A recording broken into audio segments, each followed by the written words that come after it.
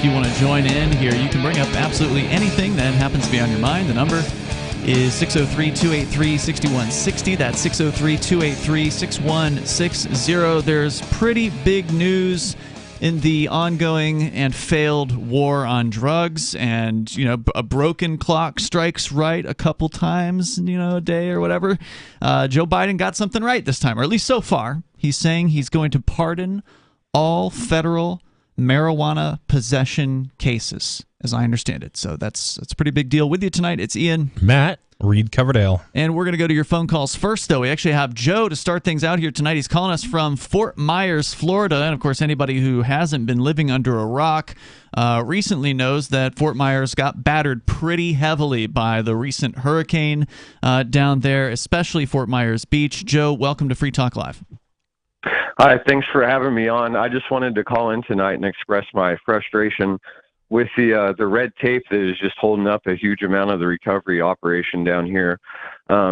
People and workers have done what they could and what they've been asked to, but right now it seems like almost all the work is being held up by licensing regulations. Give me a specific example. Have you seen something yourself, how this is infringing upon getting things done? Yeah, well, I came down here with a truck full of supplies and gear and the ability to just jump in and start working. But as soon as I offer somebody a contract to do that, I could be charged with a felony. Oh, my God. Where did you come from? You said you came down. From New Hampshire. Yeah, wow. From Concord, New Hampshire. Yep, you drove all the way from New Hampshire with the intention to help people out, fix things, clean up yards, that sort of thing? Yeah. That's the idea, and I have a whole crew of guys that are waiting to come down too. All we're doing right now is we're paying lawyers to try to get the licensing and the partnerships and all that worked out as fast as we can, so we can start helping people. So it really is fresh. Go ahead. Are you doing any sort of specialized work or just general cleanup?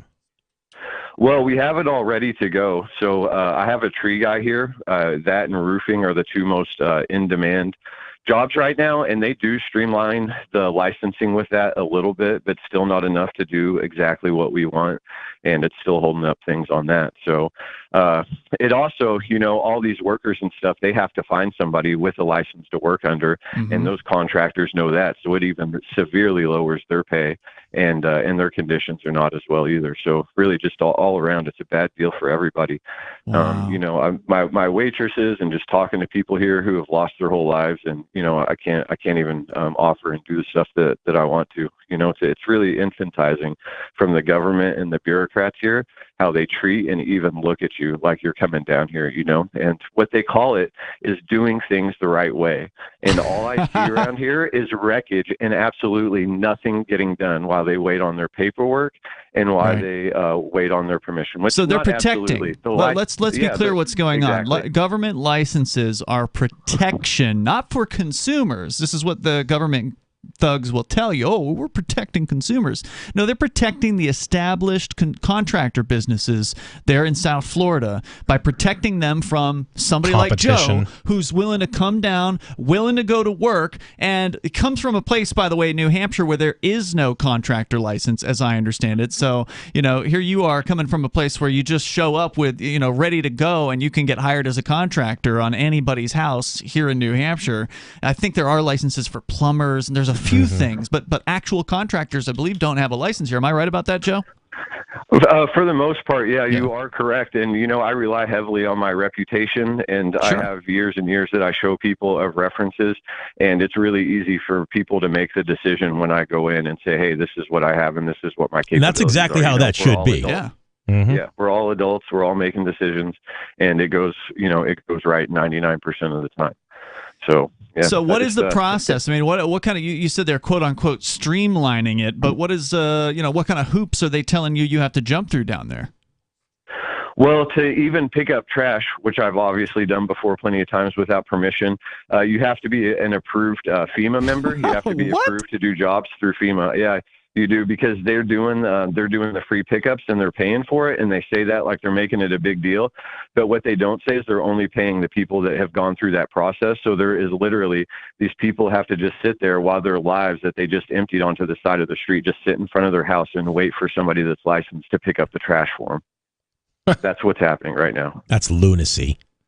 Free state of Florida, quote unquote, right? Yeah, look how good it is in Florida. Let's all move to Florida for the freedom.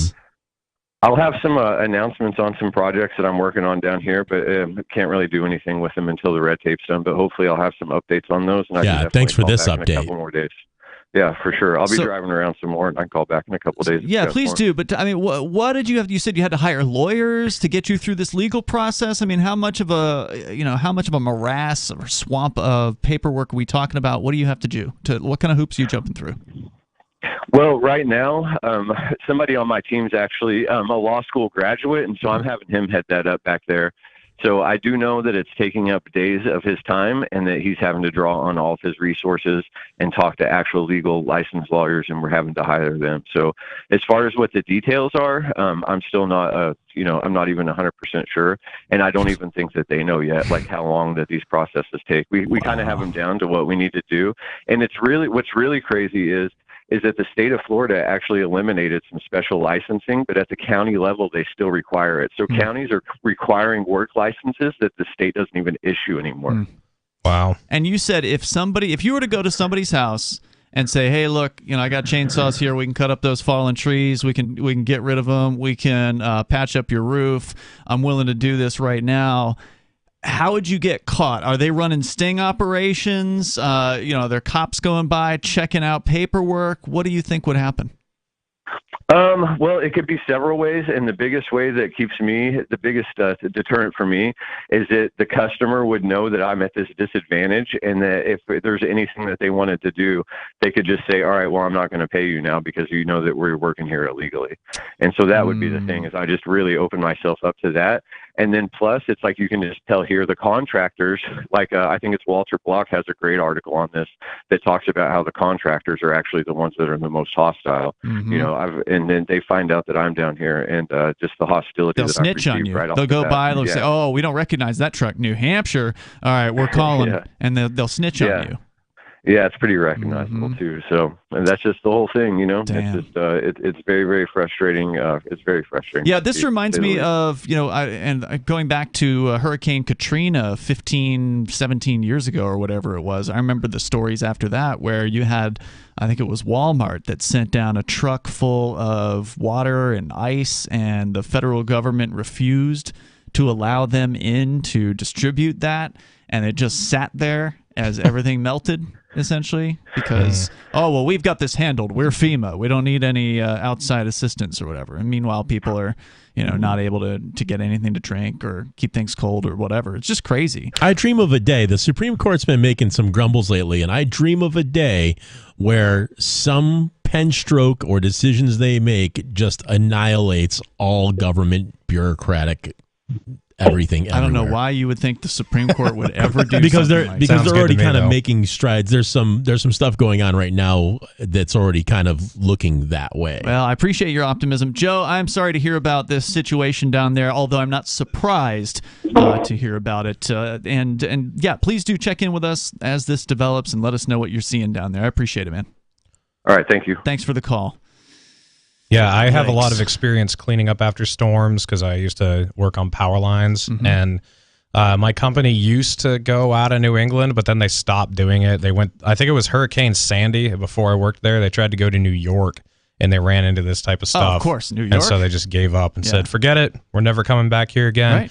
But even in Massachusetts, New Hampshire, even in Connecticut, when there's a giant storm, you're trying to clean up. Everything's a mess when FEMA kicks in because no one cares about the meters turning anymore because everything's subsidized by the federal government suddenly. So, if you want to join the show here, the number 603-283-6160. Whether you are down in South Florida and you can comment on this situation, or you just want to bring up whatever's on your mind. Coming up, Ridley is kicked out of a Republican meeting for asking a question about independence. We'll tell you about it coming up. Did you or someone you love work, live, or serve at Camp Lejeune between 1953 and 1988? If you or someone you know lived, served, or worked at Camp Lejeune between 1953 and 1988 and has cancer, Parkinson's disease, or another serious health issue, they are entitled to compensation. To see if they are eligible, they need to call Liberty Legal. Contaminants in the drinking water have led to these serious diseases, and legislation is now available for veterans and family members who may qualify for financial help from the government. There may be a time deadline, so don't wait. Call 888-918-1037. Anyone that has lived, worked, or served at Camp Lejeune from 1953 to 1988 and has had cancer, Parkinson's disease, or another serious health issue, the money is already set aside. 888-918-1037. 888-918-1037. Do you feel like your nation, state, or community no longer holds your values? Have you dreamt of a place where people agree that liberty is important and are free to pursue their projects so long as they respect the property of others? There are many people just like you that are discovering freeprivatecities.com. Their social media links are at the upper right of the page at freeprivatecities.com. All skill levels will be needed when the first of the Free Private Cities opens. It's sooner than you think. Stop arguing and build. freeprivatecities.com. So you've signed the Shire Society Declaration and are planning your move to New Hampshire to be around more liberty-oriented people. Next, sign up for the Shire Society Forum at forum.shiresociety.com. There are a bunch of people there who are already in the Shire, and they want to meet you. If you're already in the Shire physically, you should also come by the forums. Remember, not everyone uses Facebook. New people are signing up for the Shire Society Forum every month, so drop in and say hello at forum.shiresociety.com. Join liberty-minded voluntarists, anarchists, and libertarians from June 15th through the 18th for the 7th Annual Fork Fest at Rogers Campground in the beautiful White Mountains of New Hampshire. Fork Fest is a fork of the Porcupine Freedom Festival, which sold out in 2022. For 2023, we're going back to where it all started, the weekend before PorcFest. ForkFest is decentralized, which means that there's no ticket cost and no one is in charge.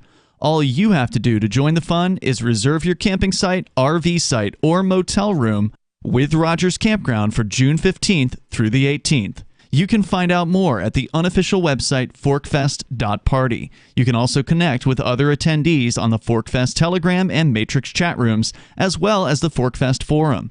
You can find links to those at forkfest.party. We hope to see you there June 15th through the 18th. forkfest.party.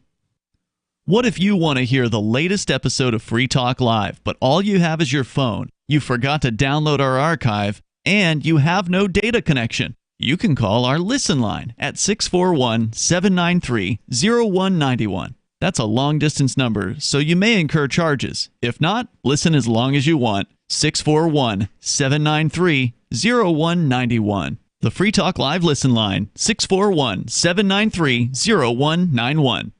The new 4th edition of Healing Our World, The Compassion of Libertarianism, will take your understanding of liberty to a deeper level and has over 1,300 updated references, new cartoons, and a foreword by Dr. Ron Paul. With discounts for multiple book purchases, the 4th edition of Healing Our World is a great gift for the liberals, pragmatists, environmentalists, and Christians in your life who think libertarianism is cold-hearted. Get yours today at healing.freetalklive.com and use promo code FTL for a $5 discount. Don't miss a moment of Free Talk Live. Get our archives daily via our podcast at feeds.freetalklive.com.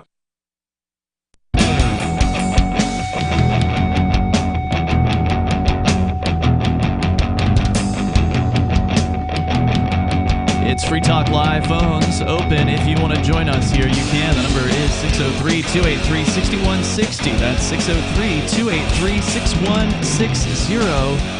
Joining you in the studio tonight, it's Ian, Matt, and Reed Coverdale. And you can join us online anytime you want. Just head over to freetalklive.com. Free Talk Live is brought to you by Bitcoin.com. It's a great source for learning about cryptocurrency like Bitcoin and Bitcoin Cash. You can go there now, click on Get Started at the top of the page, and get some good introductory information about these really world-changing financial technologies that the government hates. You can learn about why the government all around the planet finds cryptocurrency to be a threat to the establishment over at Bitcoin.com. Just click Get Started at the top of the page. And, before you get into crypto, before you put a little bit of money into it, you might want to learn some of the basics, and they can help you with that. At Bitcoin.com, they also have a news site, which is updated frequently with fresh information from across the world of cryptocurrency. Just go to news.bitcoin.com to find that. Let's go to the phones here. We got Dave Ridley on the line from RidleyReport.com calling us from New Hampshire. Go ahead, Dave. Yeah. 2 days ago, or maybe 3 days now, I tried to go to my local GOP meeting.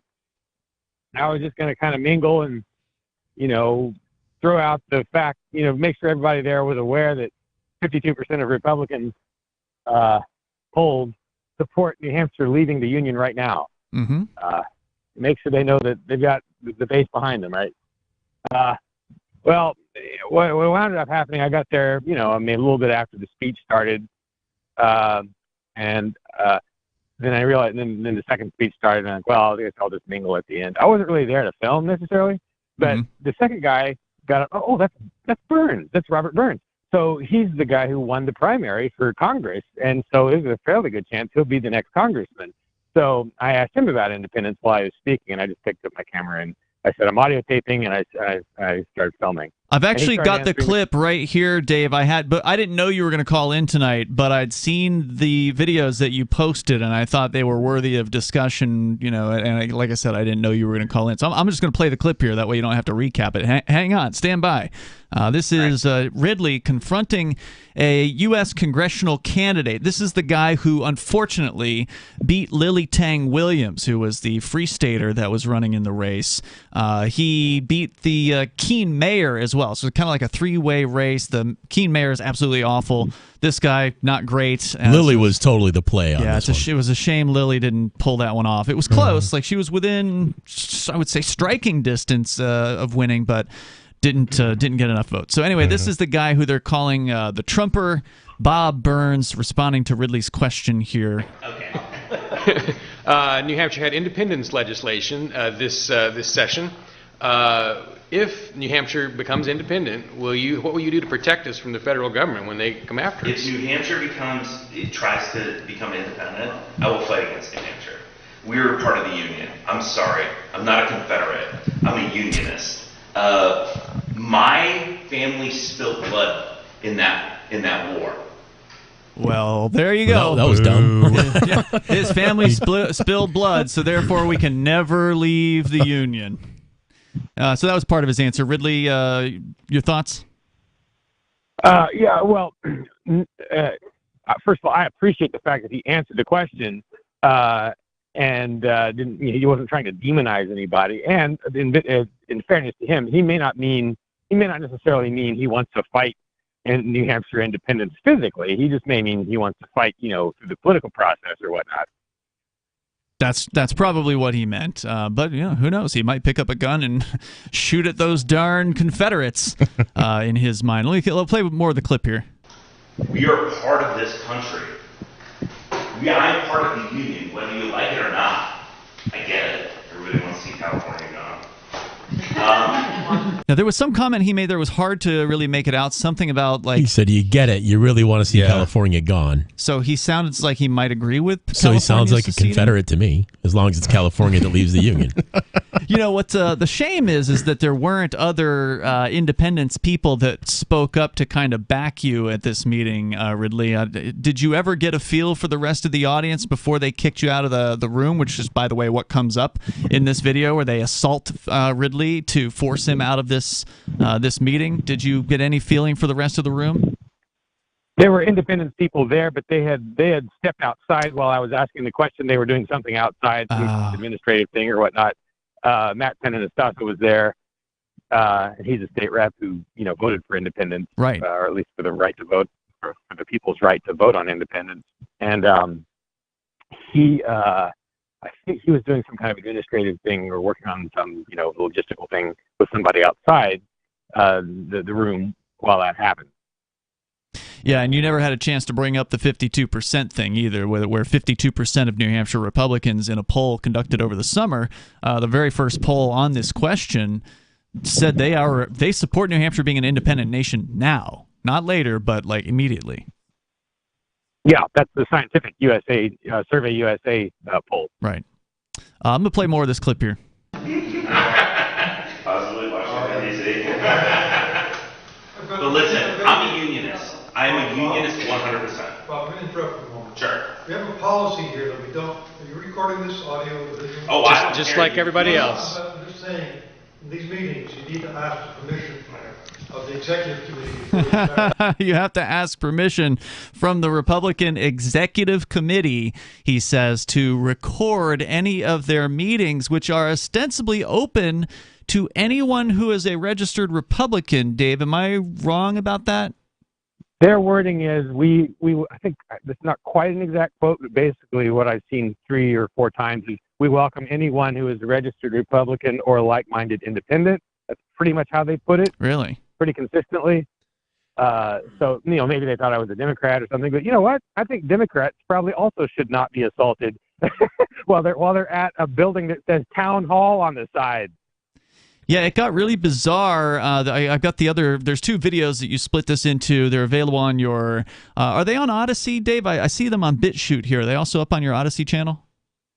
Something glitched when I uploaded them to Odyssey, so I've just been linking to the BitChute version. Gotcha. So it's on Ridley Report at BitChute. I will link to them on our social media.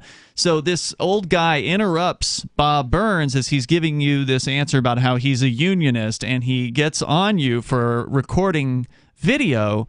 And Burns actually, before he's completely silenced by the guy who I presume is running the meeting, or one of the elders or whatever, because they're all old, by the way. Almost everybody in this audience is probably over the age of 60. But this guy gets in and he says, oh, well, you can't be recording. Burns says something like, no, it's okay. He can record. But that didn't stop this guy from continuing to go against you, did it? Correct. Yeah, but Burns, you remember that video where John Kerry is giving a speech and some guy is asking him a question and he's completely friendly to John Kerry. He just kind of goes on a little longer with his question. So the cops come and beat him and he says, "Don't tase me, bro." Oh, yeah, that one. I remember. Yeah. So what I always took away from that was that John Kerry didn't do anything, right? John Kerry could have done something about him beating up that kid that was trying to help him, right? But he just went on with his speech and nothing was happening. But Robert Burns stuck up for me, and I really appreciated that. All right, well, hold that thought, Ridley. I don't know if you said everything about this that you want to, because there is more where they actually assault Dave on the way, trying to get him to leave the room, even though he said he would leave. There's more coming up here in moments, and we'll play that for you. Plus, you can share your thoughts as well here on Free Talk Live.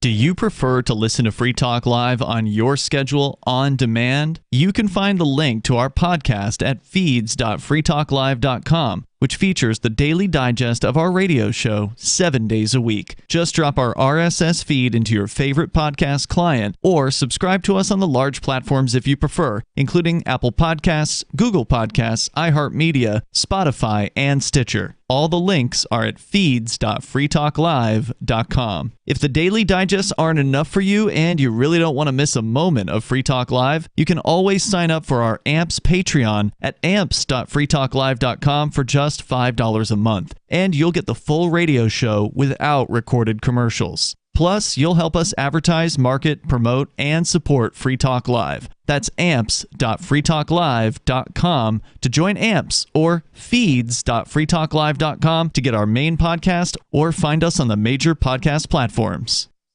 From Feature Story News in Washington, I'm Simon Marks. Thailand is in mourning after a former police officer on trial facing drugs charges killed at least 37 people, including more than 20 children, at a nursery school in the northeast of the country. After the attack, he escaped the scene, ploughed his car into a group of bystanders, but was then able to return home, where he also murdered his wife and child before killing himself. The events took place hours after the gunman had made a court appearance. Reporter Tommy Walker is in Bangkok. It's rare to have mass shootings, but it looks like it's going to be Thailand's worst ever mass shooting. He was obviously on a rampage, and the Thai chief of police said that they believe that the gunman was on some form of amphetamine.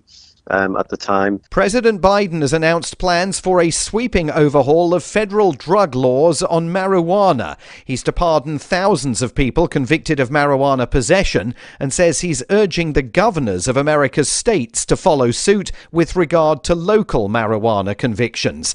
He's also ordering his health secretary to review the current classification of marijuana, which puts it in the same category as heroin and LSD. Households across Britain are being told to brace themselves for power cuts of up to 3 hours at a time this coming winter. The country's national grid says if gas supplies run short and electricity exports from Europe are reduced, homeowners could be offered cash incentives for lowering their energy use at peak times.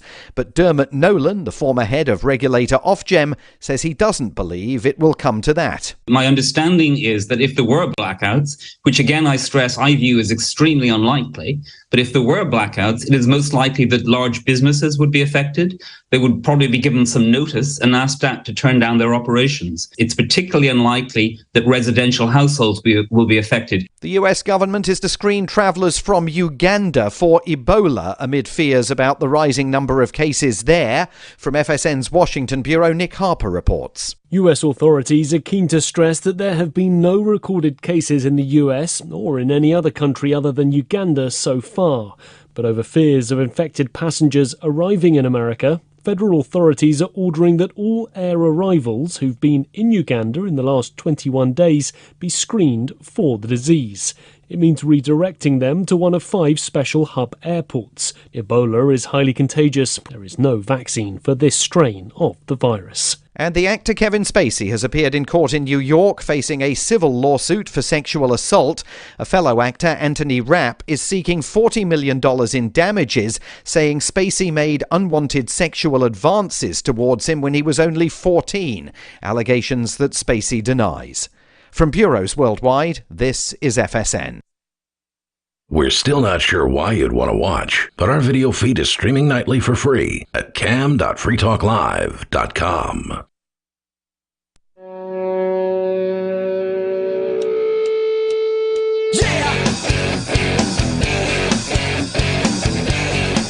It is Free Talk Live. You can join the show here. You can bring up whatever you want. Coming up, there's actually, surprisingly, some good news coming out of Washington, D.C., with Joe Biden announcing that they're actually going to pardon everyone convicted on federal charges of just marijuana possession. It's not like they're going to let Ross Ulbricht out of prison or people who might have sold some cannabis, but at the very least, the thousands of people who have been convicted of marijuana possession apparently are going to be pardoned. So we'll get into that coming up here in a moment. It's Ian, Matt, and Reed in the studio here tonight. And don't forget, you can join us online anytime you want over at freetalklive.com, where we have a variety of features on the site, including our podcast feed. So if you want to subscribe to the show and receive the daily digest episodes of Free Talk Live every single day, then you can just go to feeds.freetalklive.com. You can get our RSS feed link there. You can link over to some of the platforms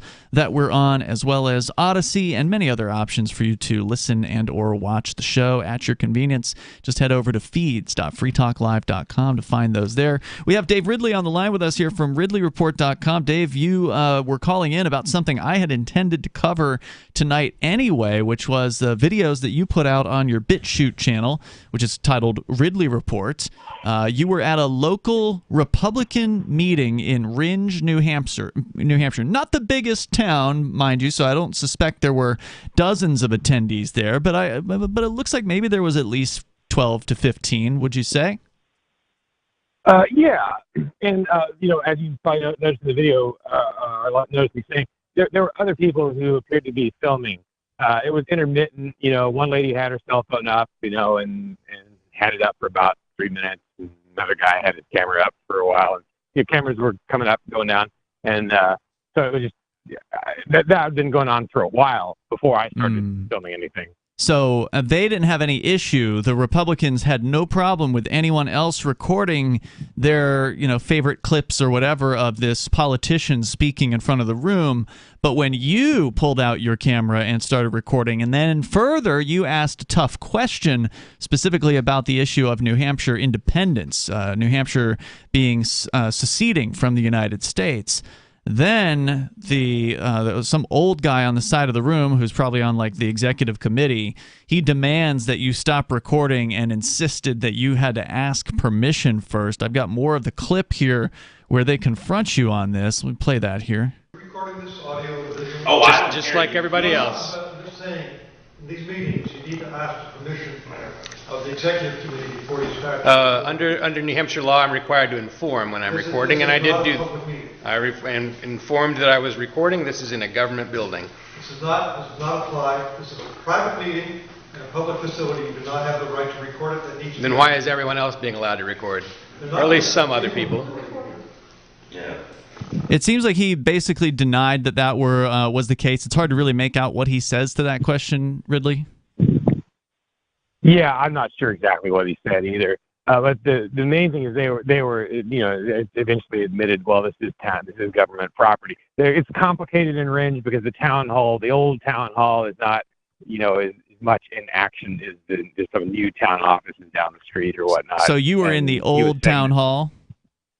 Yeah, and he was saying that well he was saying they rented it from the town. Mm-hmm. So, thank you for admitting this is government property. And I guess I can film. Yeah, that does kind of enter into a strange legal land, right, where this is property paid for by taxpayers. It was built on the taxpayer's dime. It's being maintained on the taxpayer's dime. And I will say this. I know that the Republicans in Keene, where they meet, is also a county building. And I know they are not charged for that meeting space. I know that is given to them as part and parcel of, being a political organization or whatever, but they're able to meet there and they don't pay a dime for it. But even if they are paying for it, is it legitimate to be able to rent private space from a place where taxpayers are paying for that space? Shouldn't you have the ability to access that space and record there, even though it is, quote unquote, being rented? It does bring up an interesting kind of property discussion. Yeah, well, even if they can rent it, that doesn't mean necessarily they can stop you from filming. Yeah, I tend to see where you're coming from on that. And I would also cite, for instance, the public park. So in Keene, there's Central Square, which is the Keene Town Commons, as they call it. And there's a bandstand there that you can sort of go to the Keene city government and you can reserve the bandstand and you can pay them and get access to the power that's there. So you can plug things in for the time that you're there. And quote unquote, it's reserved to you. But it's still public property. And so if some homeless guy wants to wander in on your party or whatever it is that you're throwing there, there's not really anything that you can legally do about that, even though it has been rented, quote unquote. So it makes me wonder if the town hall is subject to any different set of rules. Yeah, I mean, we'll find out, I guess. But well, they didn't. Did they call the police on you, or did you just leave and then that was the end of that? I don't know. Once I started getting body bumped, the priority was preserving the video. As soon as I was out the building, I went ahead and headed home. Because if I'd stuck around and kept filming, who knows what would happen to the camera. So and the video might have been lost. So I could have stuck around. I debated it and just decided to go ahead and go. And also, there's this, wait, this long wait. Sure, there's a politician speaking. It could be another 2 hours before he shuts up and they finally end the meeting. I'm just going to play a little bit more of the clip here so we can see what happened to you. So again, they're threatening Ridley, saying, trying to tell him he can't record. This needs to be clearly understood. This is a private meeting, and permission to record what is said in this meeting is not allowed except by permission. So please stop recording now. It's Rindge Town Hall. Please. This is Rindge Town Hall. The camera stays on. Camera stays on. Second of all, this is not the Rindge Town Hall. This was the Rindge Town Hall. It says Rindge Town Hall. 60 years ago. So this is another white-haired old guy who gets up, kind of elbows over, and says, "Oh, this isn't the Ringe Town Hall." Later in the video, which I'm not going to play the whole thing, but later on, you're outside the town hall taking shots of where you are, and it very clearly is labeled the Ringe Town Hall. He's making some sort of argument saying that, well, now the town does quote-unquote business from a different facility. That's essentially what he's saying. The town hall who knows? is not in this building. The town offices are down the street. Is this or is this not a government building? No, it is not. Okay. This is a public space owned by the town, available to private organizations to use in private meetings. How about that for a word salad, right? Yeah. Sounds like a government building. Yeah. It sounds like a government building. No, it's not a government building. Yes, it's a public space owned by the town, but it's available for private meetings. So just whatever it is what they want it to be at the moment. Secondly, under state, no, that's the fact. Okay, I appreciate you admitting. I appreciate you admitting that this is town owned by the town. If it's owned by the town, I can record. No, you can't. Now, what I am willing to do is leave. I'm not stopping the camera. Okay. Listen, David, you can Doesn't have to. Go ahead, Bob. David, you can use anything that I said. Obviously, I said I'm a unionist. Thanks. I'm not. That's Bob Burns, by the way, who was giving you permission there that he was okay with it at the very least. To his credit, even though he's a unionist, he at the very least doesn't mind being recorded. So at this point, the old guy that had gotten up and had insisted that this wasn't town hall, he was across the room. He's now made his way over to Dave and has turned his back to Dave and is like right up on him. Was he touching you at this point, Dave, when he first came up? No, he was a quarter inch away. Yeah, he's as close as he possibly could be. I got more here from this clip. Don't touch me. That's considered assault, but you're a quarter of an inch away from me, Brock. I can't hear you. Well, then try turning around. Guys. Look, you have to. I know. Okay, that's an assault. That is an assault. Don't assault me. So, all right, I got a couple more questions for you on this, Ridley. We're going to continue here. Dave Ridley from RidleyReport.com. He's out there. He's getting attacked by elderly Republicans at Ringe Town Hall. It's Free Talk Live. We have some good news. The indictments against Ross Ulbricht in the District of Maryland were dismissed with prejudice, meaning they can never be refiled. This is especially good because those indictments contain the only charge ever made that Ross engaged in murder for hire. This was a serious allegation that Ross Ulbricht denies. It was never prosecuted or ruled on by a jury, but was trumpeted by the federal government and the media as if it were proven fact. The Maryland court held these indictments for almost 5 years, poisoning Ross's case and leaving him under a cloud of unproven allegations.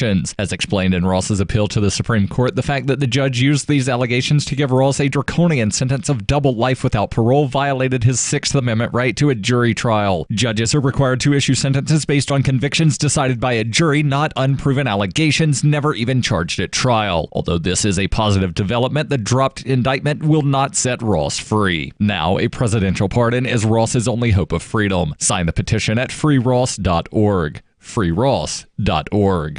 Free speech is protected on the internet, right? Not always. Government agencies try to limit free speech and commerce on the net. Luckily, when they do, the Institute for Justice is there to defend your First Amendment right to free speech. IJ helped set the first federal precedent for internet free speech in 1999, and ever since has worked to prevent unconstitutional roadblocks in cyberspace. Visit our website today at ij.org. Tired of cancel culture? Sick of mega tech corporations holding an axe over your head? Join the LRN.FM Matrix chat server. It's self-hosted, so no one else can tell us what to do or say. Don't like the existing channels? You can make your own. You can even connect into some of our channels from other Matrix servers. It's federated. For the full LRN.FM Matrix experience, though, you should join our server via the step-by-step instructions at chat.lrn.fm. chat.lrn.fm.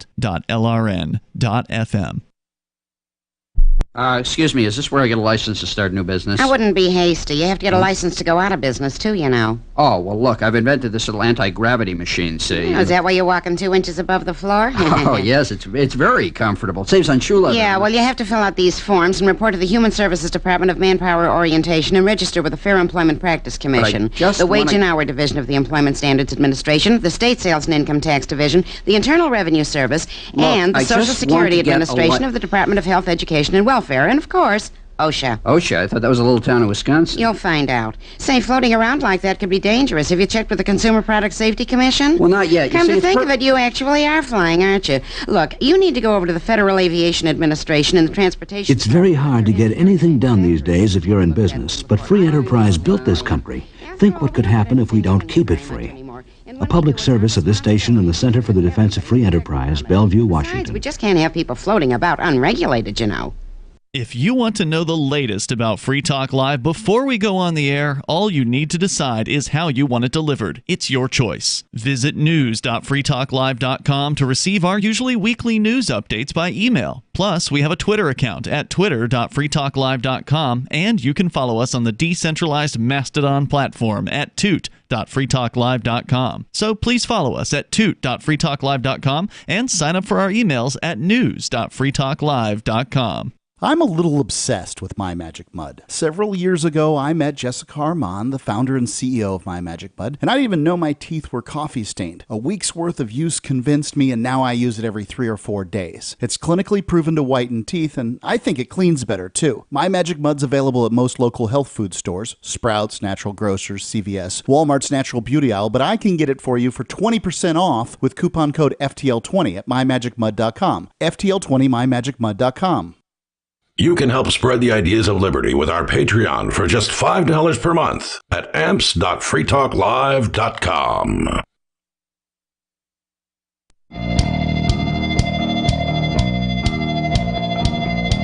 It is Free Talk Live. The phones are open here, and you can join the show. The number is 603-283-6160. That's 603-283-6160. Coming up, apparently Zelensky wants preemptive war to be brought against Russia. I know, Reed, you want to talk about that tonight. Also, the Biden news that he wants to pardon, apparently, all the cannabis convictions for simple possession at the federal level. These are 2 pretty big stories. I do want to get to them. But Dave Ridley called in to start out the show, and we've been playing back some of the audio from video that he took. Was this last night, Dave, when this went down? October 3rd. Okay, so a few days ago, in the small town of Ringe, New Hampshire, at the Republican meeting, they had a speaker there who is a Republican running for Congress. His name is Bob Burns, and he's not particularly noteworthy. He's probably a pretty standard run-of-the-mill Republican.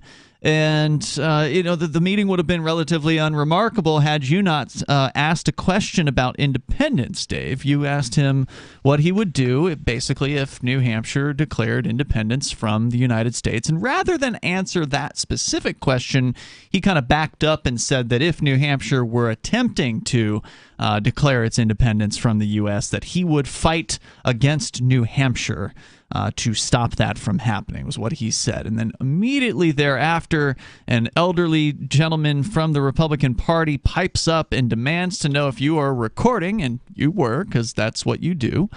You want to hold people accountable and get everything on the record.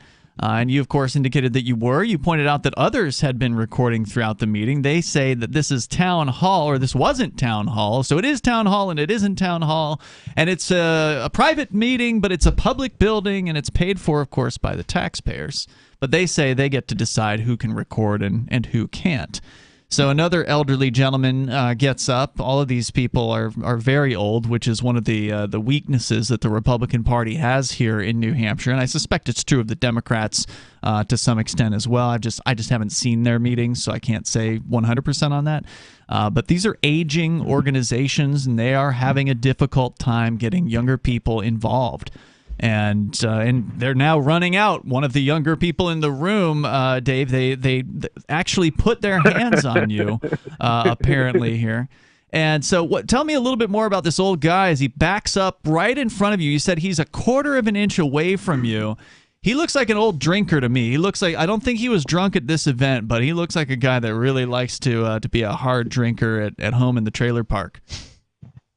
So after I offered to, there's not really any trailer parks in Ringe. It's pretty rich, after I volunteered to leave and started doing my slow leaving thing, he body bumped me. Continued to body bump me out of the building. Basically, wow. I don't remember how many times he did it, but I'm getting body bumped out of the building now. Yeah, I got a little bit more here, and he wasn't the only one that was kind of closing in on you. There was another guy who starts demanding to know who you are, and that's what comes up next in this clip. Here it is. Help me. Who are you? I've got a question. Does it matter? Yeah. What's your name? Am I required to answer your questions? No, you're not allowed to leave. You're not allowed to leave? You're a troll. Just get out of here. As they're pushing you out of the building, the older guy says you're not allowed to leave, but then they go ahead and get you out and close the door on you, basically. And that's kind of the end of the clip. You then said you went home after this, which explains why after this part ends and you leave the building, you then came back later after the meeting had ended and shot some sort of closing footage. Is that what happened? Yeah, I had left something there, like outside. Fortunately, I'd had the presence of mind to leave it somewhere that no one would see it. But I was just kind of putting my things together and trying to get everything and then leave. And in the process, I left something there. So I came back maybe an hour later. Of course, after the meeting was over, maybe 2 hours later, and retrieved the item, which again was just outside in the dark.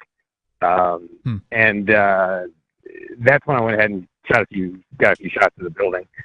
Do you think this is, are you going to be going back to the next meeting, or is this the end of your appearances at the Ringe Republican meetings? I don't know. We'll just see. I mean, whatever is convenient. Logistics drives policy when you're the deplatformed, impoverished Ridley report, right? You just do what you happen to be close to at any given point.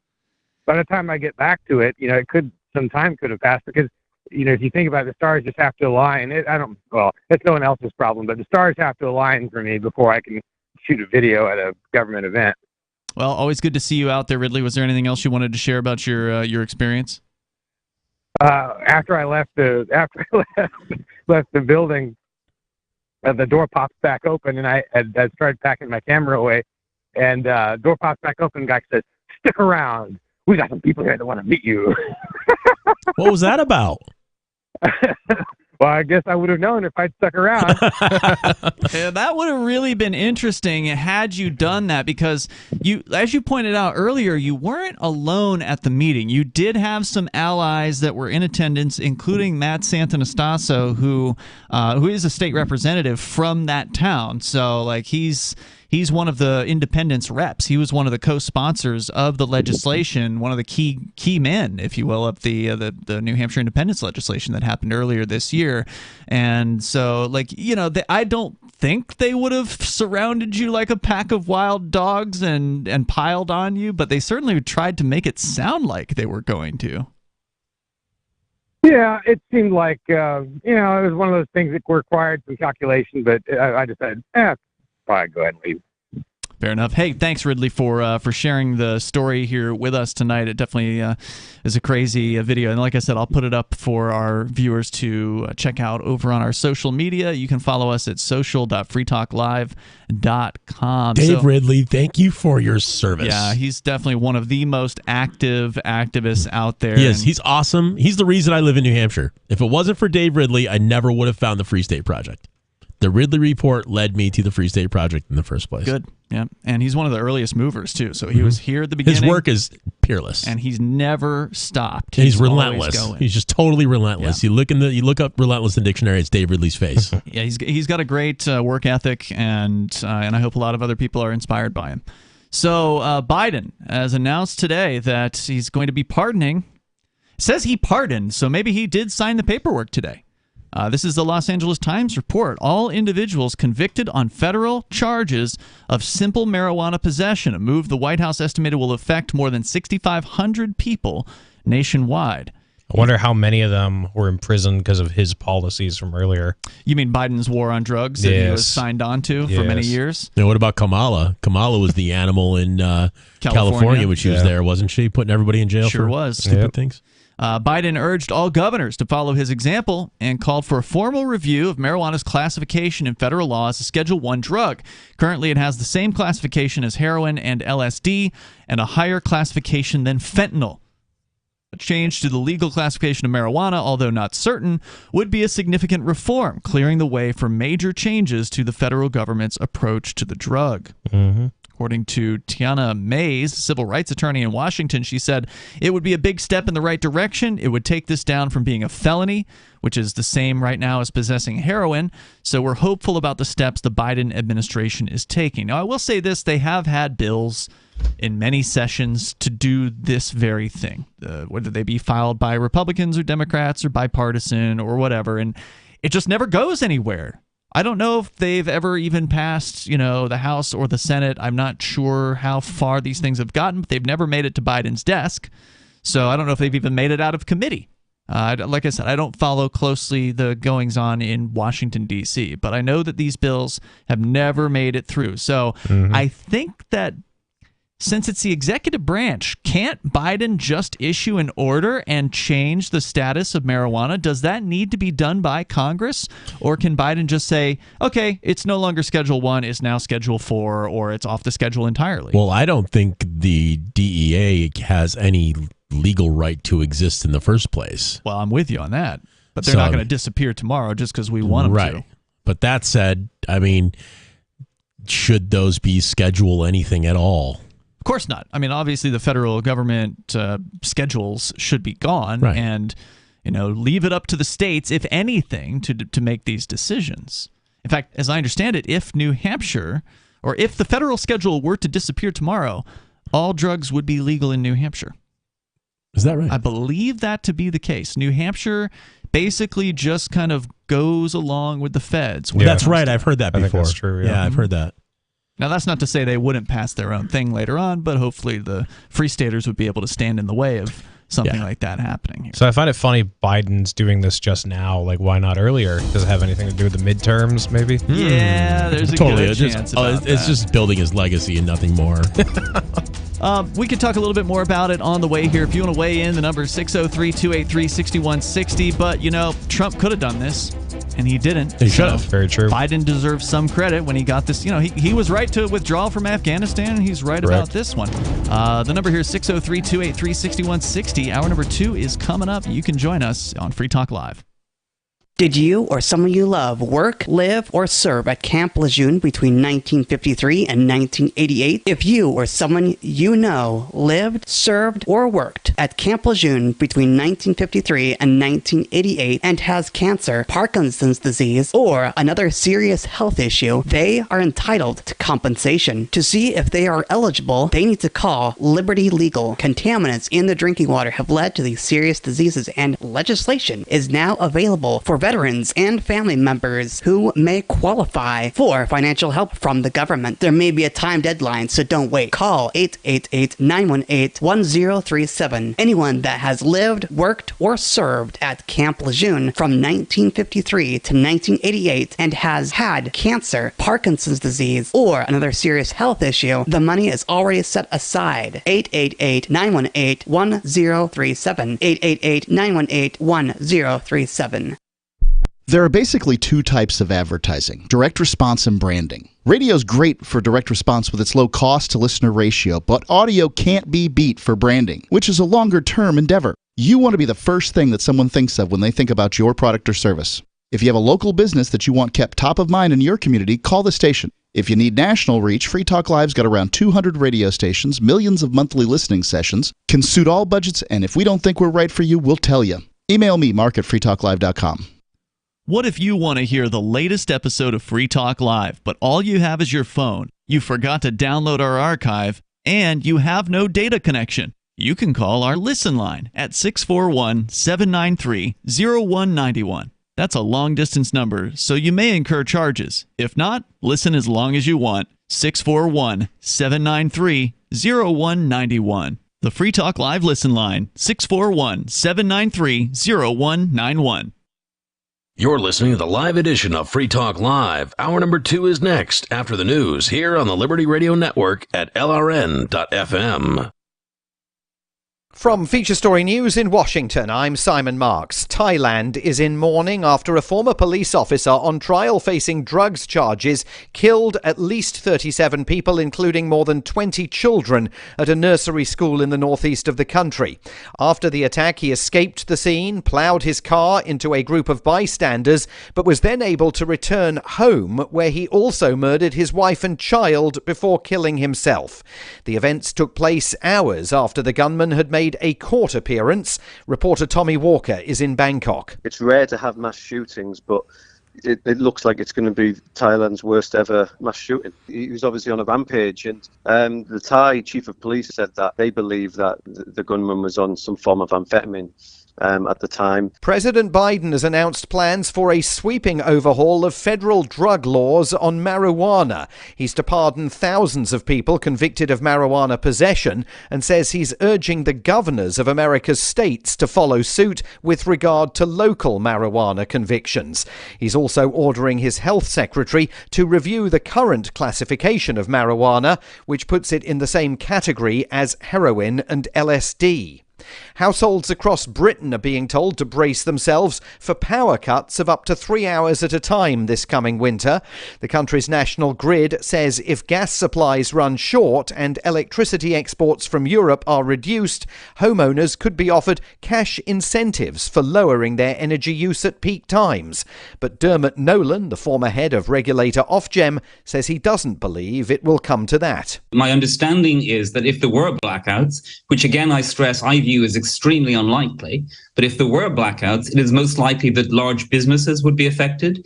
They would probably be given some notice and asked to turn down their operations. It's particularly unlikely that residential households will be affected. The US government is to screen travellers from Uganda for Ebola amid fears about the rising number of cases there. From FSN's Washington Bureau, Nick Harper reports. US authorities are keen to stress that there have been no recorded cases in the US or in any other country other than Uganda so far. But over fears of infected passengers arriving in America, federal authorities are ordering that all air arrivals who've been in Uganda in the last 21 days be screened for the disease. It means redirecting them to one of 5 special hub airports. Ebola is highly contagious. There is no vaccine for this strain of the virus. And the actor Kevin Spacey has appeared in court in New York facing a civil lawsuit for sexual assault. A fellow actor, Anthony Rapp, is seeking $40 million in damages, saying Spacey made unwanted sexual advances towards him when he was only 14, allegations that Spacey denies. From bureaus worldwide, this is FSN. With FSN Spotlight, I'm Simon Marks. Today, remembering Sachin Littlefeather, who died this week at the age of 75. If the name does not ring a bell, then perhaps it should. A Native American actress, she won worldwide recognition when she made an appearance at the Oscars in 1973.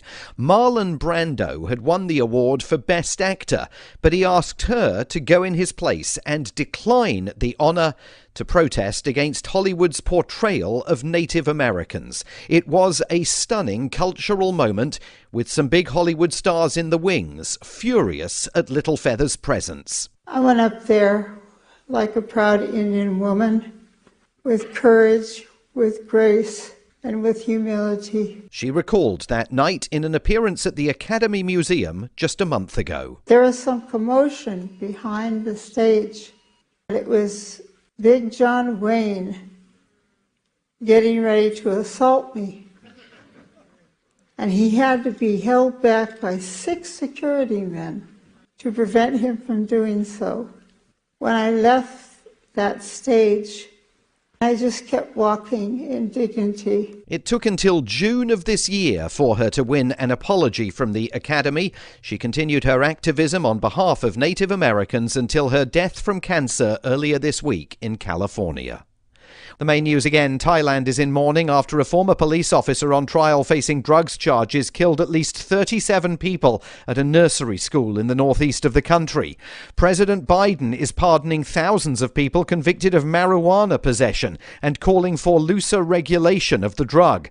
And households across Britain are being told to brace themselves for power cuts of up to 3 hours at a time as winter sets in. And that is the latest feature story news. Simon Marks reporting.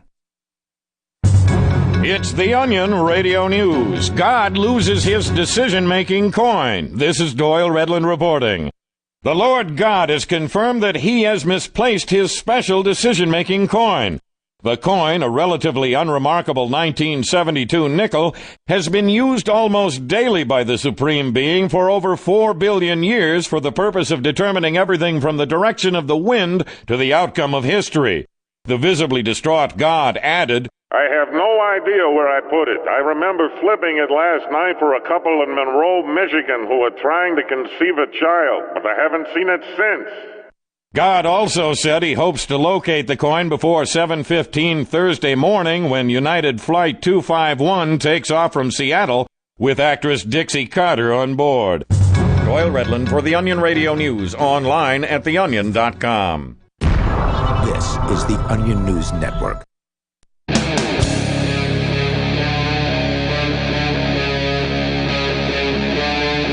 Free Talk Live.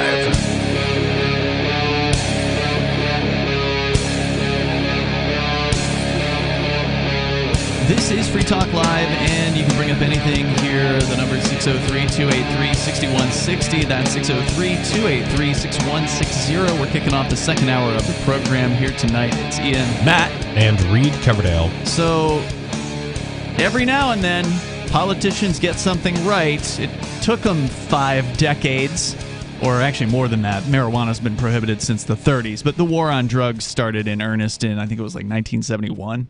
If I recall correctly, under Nixon. Yeah. That was when it was announced as the war. Yeah, I don't know if that's drugs. the year, but it was Nixon. Yeah, I think that was when it was. But, of course, the prohibition on cannabis went into place in the 30s, if I recall correctly, and all the fear-mongering. It's because of a paper company, right, that was trying to outdo its competition? Yeah, it was Hearst, William Randolph Hearst, the big paper magnate. Now, of course, Hearst owns television stations. There's Hearst, I think Hearst actually owns WMUR. Now that I think of it, here in New Hampshire. Is that the guy whose daughter killed him? Was that the Pat? Ooh, I don't know his history. I don't. Maybe so. She got abducted by like some radicals, and then they radicalized her, and she went back and like killed her own father. Wow, that's very radicalized. So let's see. So anyway, they made the announcement today that they're going to pardon. And apparently, according to the Los Angeles Times, they have now pardoned all individuals convicted of simple marijuana possession. In this case, would affect more than 6,500 people nationwide. And further, Biden is now urging governors to follow his example and pardon state-level marijuana offenders. And then he says he wants a review. Now, who knows how long this review is going to take, because it is government, so don't expect this to be done in a week. Could be years. Could be right before the next election, for all we know. But Biden wants this review on the status of cannabis as a Schedule I drug, which, of course, for those that are unfamiliar, Schedule I means a drug that, according to the federal government, has no known medical benefit, which is obviously not true at all. We know that cannabis is available medically in, I think, something like 36 states. The supermajority of U.S. states have medical marijuana programs, and that's because doctors think it is useful for all kinds of things. I mean, even heroin is useful medicinally, but yet it is also in Schedule I. So maybe this is going to result in some significant reform. Certainly, I hope so. And what's going to be really interesting about this, as Karlin Borchenko pointed out, who is actually the Libertarian candidate for governor here in New Hampshire, she pointed out on her Twitter today that she's expecting the Republicans to double down on the war on cannabis as a result of this because, well, anything Biden does, they got to do the opposite. Have to go against it, right? So instead of admitting that they made the mistake and they should have beaten Biden to the punch on this, are they going to go full warmonger mode on drugs? So it remains to be seen how people are going to react to this particular move. Yeah, if the Democrats came out and said, we love guns, we're going to decriminalize everything related to guns, the Republicans would immediately want to ban guns.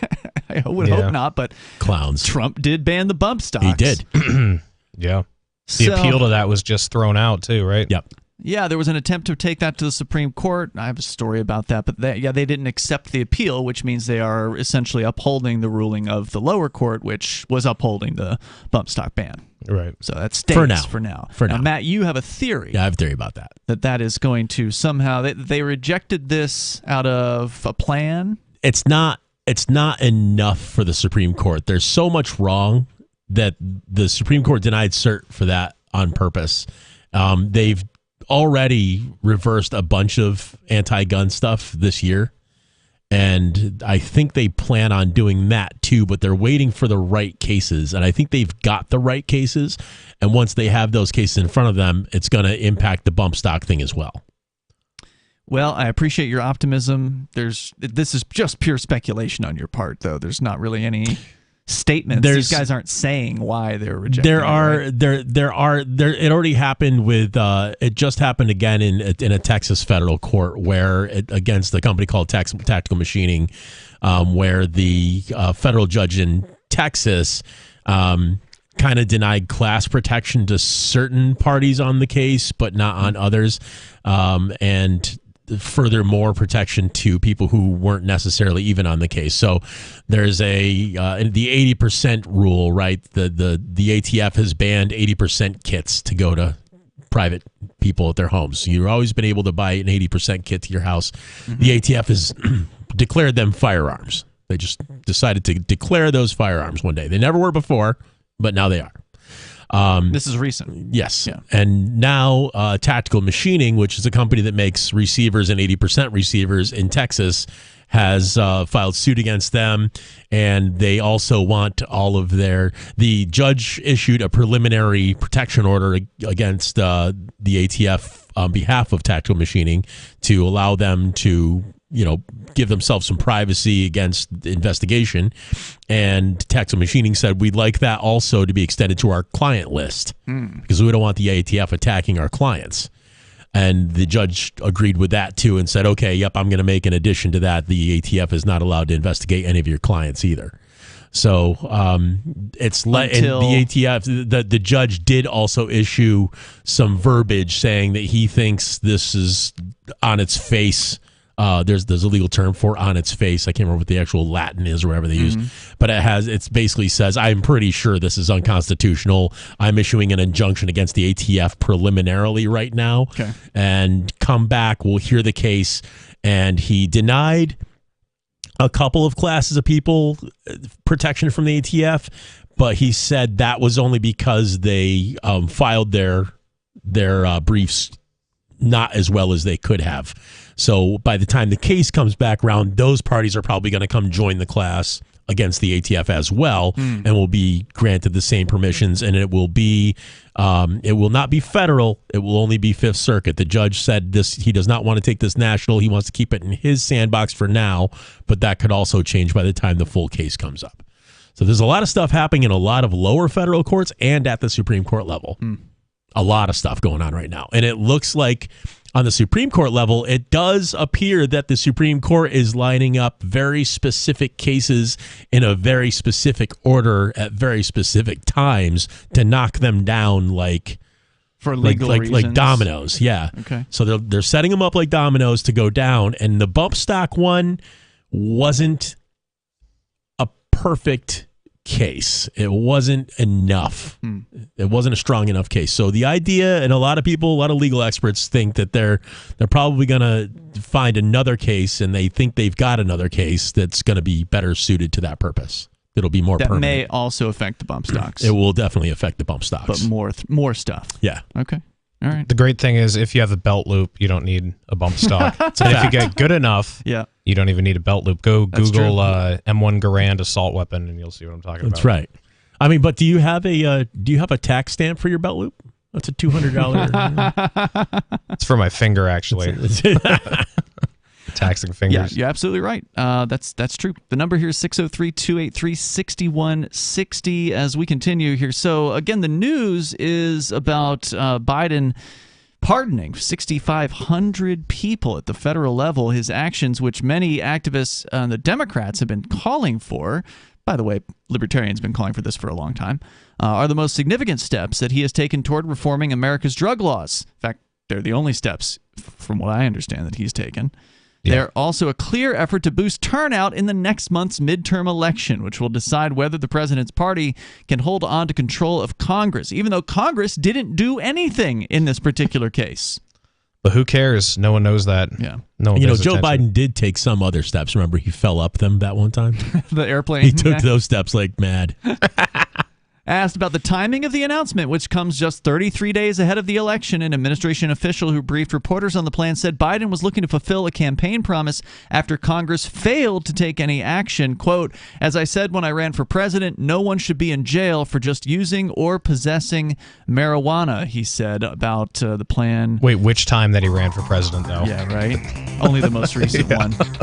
Quote, "It's legal in many states, and criminal records for marijuana possession have led to needless barriers to employment, housing, and educational opportunities." And that's all true. So, kudos to him on this one. He got this one right. And will they actually remove this from Schedule 1? That would be an amazing thing to see happen without having to ask Congress to step in. If he can just do it, then he absolutely should. It's Free Talk Live. Did you or someone you love work, live, or serve at Camp Lejeune between 1953 and 1988? If you or someone you know lived, served, or worked at Camp Lejeune between 1953 and 1988 and has cancer, Parkinson's disease, or another serious health issue, they are entitled to compensation. To see if they are eligible, they need to call Liberty Legal. Contaminants in the drinking water have led to these serious diseases, and legislation is now available for veterans and family members who may qualify for financial help from the government. There may be a time deadline, so don't wait. Call 888-918-1037. Anyone that has lived, worked, or served at Camp Lejeune from 1953 to 1988 and has had cancer, Parkinson's disease, or another serious health issue, the money is already set aside. 888-918-1037. 888-918-1037. Inflation, a sidelined labor force, and ever-increasing interest rates. It's the perfect storm for pushing the U.S. economy over the edge. Savvy investors are diversifying into gold and silver with BullionMax.com. You can buy direct from BullionMax.com without talking to a salesperson, and your precious metals will ship fully insured directly to your home. Free Talk Live listeners can now order one of BullionMax's most popular products, the Goldback. Now in stock, but supplies are going fast. To get your Goldbacks, go to BullionMax.com/FTL. Looking for a great real estate investment? Consider New Hampshire, which is ground zero for the Liberty Movement. Your first call should be to Mark Worden from Porcupine Real Estate. He's more than just a real estate agent. He's your New Hampshire concierge. Where are the best places to live? Do you want farm, city, the burbs, or forest? Do you want a duplex or multifamily building so that renters pay your mortgage? There are homes in all price ranges in New Hampshire, and Mark can help with financing too. Invest in liberty and property. Mark Worden can help. PorcupineRealEstate.com. Why did you move to the Shire? I moved here to the Shire because there's other people around who take liberty just as seriously as I do. I moved to the Shire because I saw videos of people challenging authority and thought that I could get support myself. It called to me, like, do this, right now. I wanted to be around people like me who got it, and once I got here, I knew there was nowhere else that I wanted to be. I've always wanted to change the world, so I moved to the Shire to join people who were actually working towards doing the same thing. The people here are awesome, loving, and positive. It was for the adventure and for the feeling of something important is happening here, and I just wanted to come to sort of be part of that. Visit ShireSociety.com to read and sign the Shire Society Declaration and learn the reasons why, if you love liberty, you should immigrate to the Shire. Plus, connect with others via the forum at shiresociety.com. That's shiresociety.com. Tired of cancel culture? Sick of mega tech corporations holding an axe over your head? Join the LRN.FM Matrix chat server. It's self-hosted, so no one else can tell us what to do or say. Don't like the existing channels? You can make your own. You can even connect into some of our channels from other Matrix servers. It's federated. For the full LRN.FM Matrix experience, though, you should join our server via the step-by-step instructions at chat.lrn.fm. Chat.lrn.fm. Have you had enough of the big-name web hosting services that are long on promises but short on bleeding-edge features, uptime, and customer service?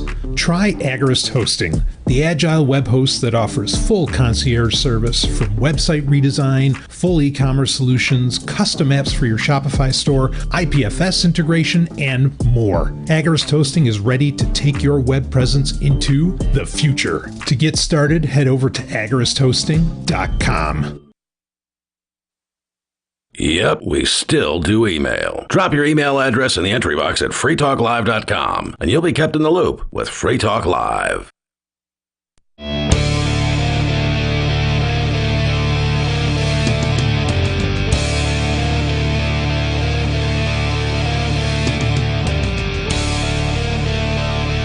It is Free Talk Live. Phones are open. You can join the show here and bring up whatever you want. The number is 603-283-6160. Joining you in the studio tonight, it's Ian, Matt, and Reed Coverdale. And Free Talk Live brought to you by Bullion Max. Things are getting pretty bad out there as far as the economy is concerned. Inflation is continuing because they're going to keep printing out money. And that's what inflation is, where they increase the money supply. No, it's not. It's evil corporation something something. It's Putin something something. Putin did it. But that's going to keep going, and so that's going to get worse. They're going to just pick away at any savings that you have unless you do something about it to protect yourself.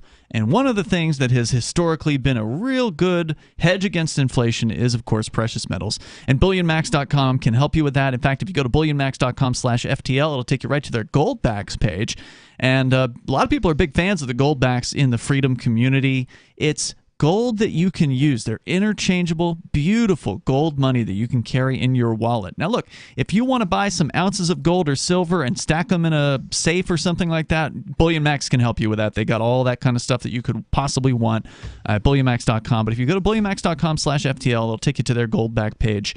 And that is where you can buy the gold that you can use. This is not gold to stack in a safe. This is gold to keep in your wallet, to pull out at local businesses, offer to pay. There's actually a fair number of them here in New Hampshire and Utah as well, which are two of the bigger states for Goldbacks that actually do accept Goldbacks at point of sale. So this can happen, and it is happening. To get your Goldbacks, you can go to BullionMax.com/FTL. You buy direct from Bullion Max. There's no salespeople that you have to talk to. They just ship your precious metals directly, fully insured to your home. And once again, it's Goldbacks over at BullionMax.com/FTL. So, Reed, you follow the kind of the world situation when it comes to war. You're a big fan of antiwar.com. You're actually wearing their hoodie here in the studio tonight. And what's the latest insane development going on with the Ukrainian situation? Yeah, well, apparently a couple hours ago, Zelensky asked NATO, or I don't know if he asked them or more suggested that NATO should launch a preemptive nuclear strike against Putin before he can do it against Ukraine. Even though there's no reason for Putin to launch nuclear weapons against Ukraine, unless, of course, Ukraine wants to, keep attacking what now Putin considers to be Russian territory, right? Isn't that the only circumstance under which that he would use that? Yeah, I mean, that's what he's threatened, but I don't even know if he would, because I think that would be self-destructive to nuke Ukraine that close to the border of Russia. Sure, Fallout, for instance. I can't think he'd actually want to do that. And he knows that there would likely be retaliation for nuclear weapons, and that's the reason why no one, thankfully, ever uses them, well, with the exception of us. Hiroshima. Not us, yeah, sorry. We didn't do it. The U.S. federal government did that. Hopefully it will never happen again, but to advocate for a preemptive strike, which is what he is trying to get them to do. Yes. Yeah, I mean, we're told that Putin is the unhinged lunatic, and maybe that's true, but we're told that Zelensky is a level-headed, chivalrous hero, and I think that the scales are kind of falling away from lots of people's eyes as they watch this. Yeah, I think so.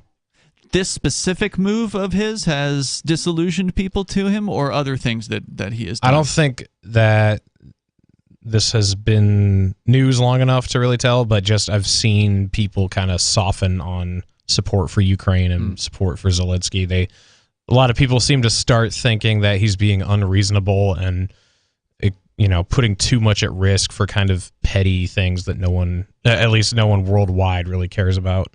Well, plus he's obviously not this great defender of democracy as he's being portrayed as, considering he has banned the opposition party from running for office in Ukraine. They've banned Russian from being spoken in Ukraine, apparently, as well. So those are just two things I know about off the top of my head. Who knows what else is actually going on down there? Yeah, and they're conscripting everybody in the country. They wouldn't allow people to leave. That was early on, too. Yeah, exactly.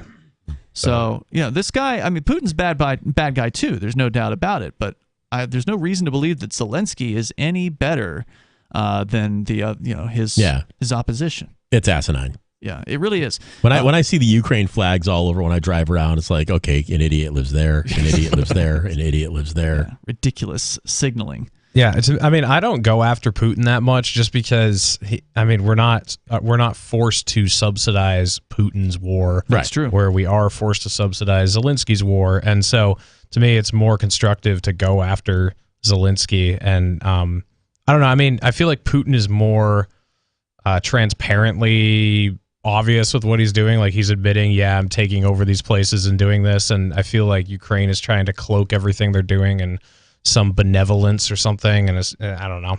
It's just a joke. I don't think anyone takes it seriously who is paying attention, at least. And most people aren't paying attention. That's true. So most people take it seriously. Yeah, it's just, whatever the mainstream media says. Oh, the mainstream media says that Ukraine has pushed Russia out of the Donbass, or whatever the current reports are. They're pushing them out of some area, and Ukraine is moving towards victory, and it's just like, yeah, Putin just called up hundreds of thousands of reservists, right? Like that just happened recently in Russia, and apparently they've announced the number is 200,000 at least have been called back to active duty at this point. Now they are apparently going through some level of training to get them up to speed, so they're not going to hit the front lines right away, but those gears are turning. Yeah, I wasn't that old during the Iraq War, so I don't remember it that clearly how people felt, but this is the first time I feel like there's a lot of opposition to a war that's taking place. I mean, there's a lot of normal people who can just tell that something's off and that we're not being told the truth. And it doesn't seem like it's been as blatant before. People are starting to pick up on it, I think. I hope you're right. I hope so, too. I mean, hopefully it's so hard to believe that Americans actually have learned anything because they keep falling for the same politicians' tricks over and over again. But hopefully they'll pick up on the idea that the politicians have lied us into war time and time again, and that this time is certainly no different. But Russia's a big boogeyman, and Americans get scared by, Americans were all about invading Iraq. Maybe they'll be a little bit just more afraid about Russia simply because they are a lot scarier as far as, nuclear opponents, etc. By the way, other news from over there that Vladimir Putin has now signed 4 federal constitutional laws on the accession of Donetsk and Lugansk People's Republics, as well as and I have no idea if I'm pronouncing this one right, Zaporozhye and the Kherson regions. These are the eastern sides of Ukraine that had ostensibly voted to leave Ukraine and join Russia. This happened a couple weekends ago on a 5-day-long referendum. And so there's this, long political process, or what could have been a long process. Apparently, it's moving relatively quickly at this point. Under the new laws, residents of the new regions are now considered Russian nationals from the date when the territories were admitted to Russia, which is September 30th. Those who wish to renounce their Russian citizenship have a month to apply to do so. One can obtain that citizenship after having taken an oath of allegiance, provided a relevant request has been filed beforehand. Now, there is going to be a transition period that's going to last until January of 2026. Now, it sounds to me like Putin isn't waiting till the end of the transition period to say, this is Russia. They're saying now, as of September 30th, these areas are Russia. There's more coming up.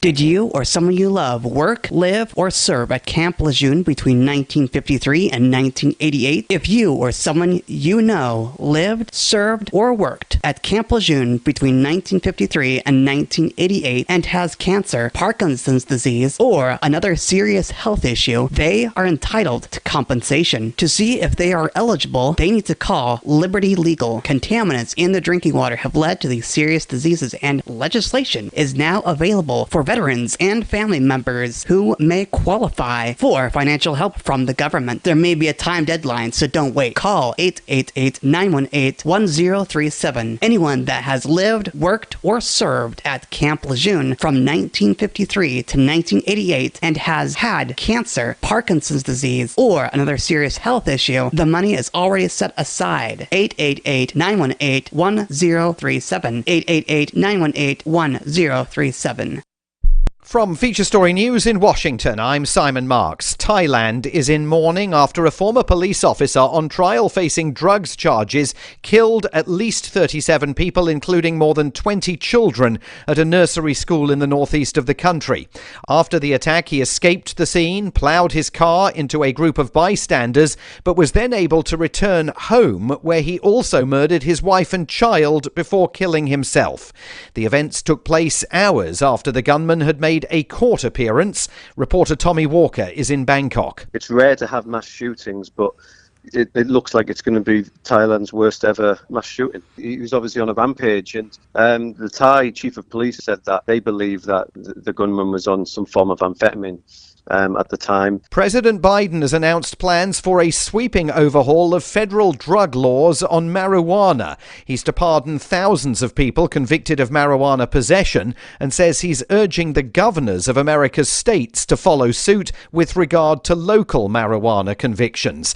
He's also ordering his health secretary to review the current classification of marijuana, which puts it in the same category as heroin and LSD. Households across Britain are being told to brace themselves for power cuts of up to 3 hours at a time this coming winter. The country's national grid says if gas supplies run short and electricity exports from Europe are reduced, homeowners could be offered cash incentives for lowering their energy use at peak times. But Dermot Nolan, the former head of regulator Ofgem, says he doesn't believe it will come to that. My understanding is that if there were blackouts, which again I stress I view as extremely unlikely, but if there were blackouts, it is most likely that large businesses would be affected. They would probably be given some notice and asked to turn down their operations. It's particularly unlikely that residential households will be affected. The US government is to screen travellers from Uganda for Ebola amid fears about the rising number of cases there. From FSN's Washington Bureau, Nick Harper reports. US authorities are keen to stress that there have been no recorded cases in the US or in any other country other than Uganda so far. But over fears of infected passengers arriving in America, federal authorities are ordering that all air arrivals who've been in Uganda in the last 21 days be screened for the disease. It means redirecting them to one of 5 special hub airports. Ebola is highly contagious. There is no vaccine for this strain of the virus. And the actor Kevin Spacey has appeared in court in New York facing a civil lawsuit for sexual assault. A fellow actor, Anthony Rapp, is seeking $40 million in damages, saying Spacey made unwanted sexual advances towards him when he was only 14, allegations that Spacey denies. From bureaus worldwide, this is FSN. Got Telegram? You can follow our channel there and discuss show prep with other listeners at telegram.freetalklive.com.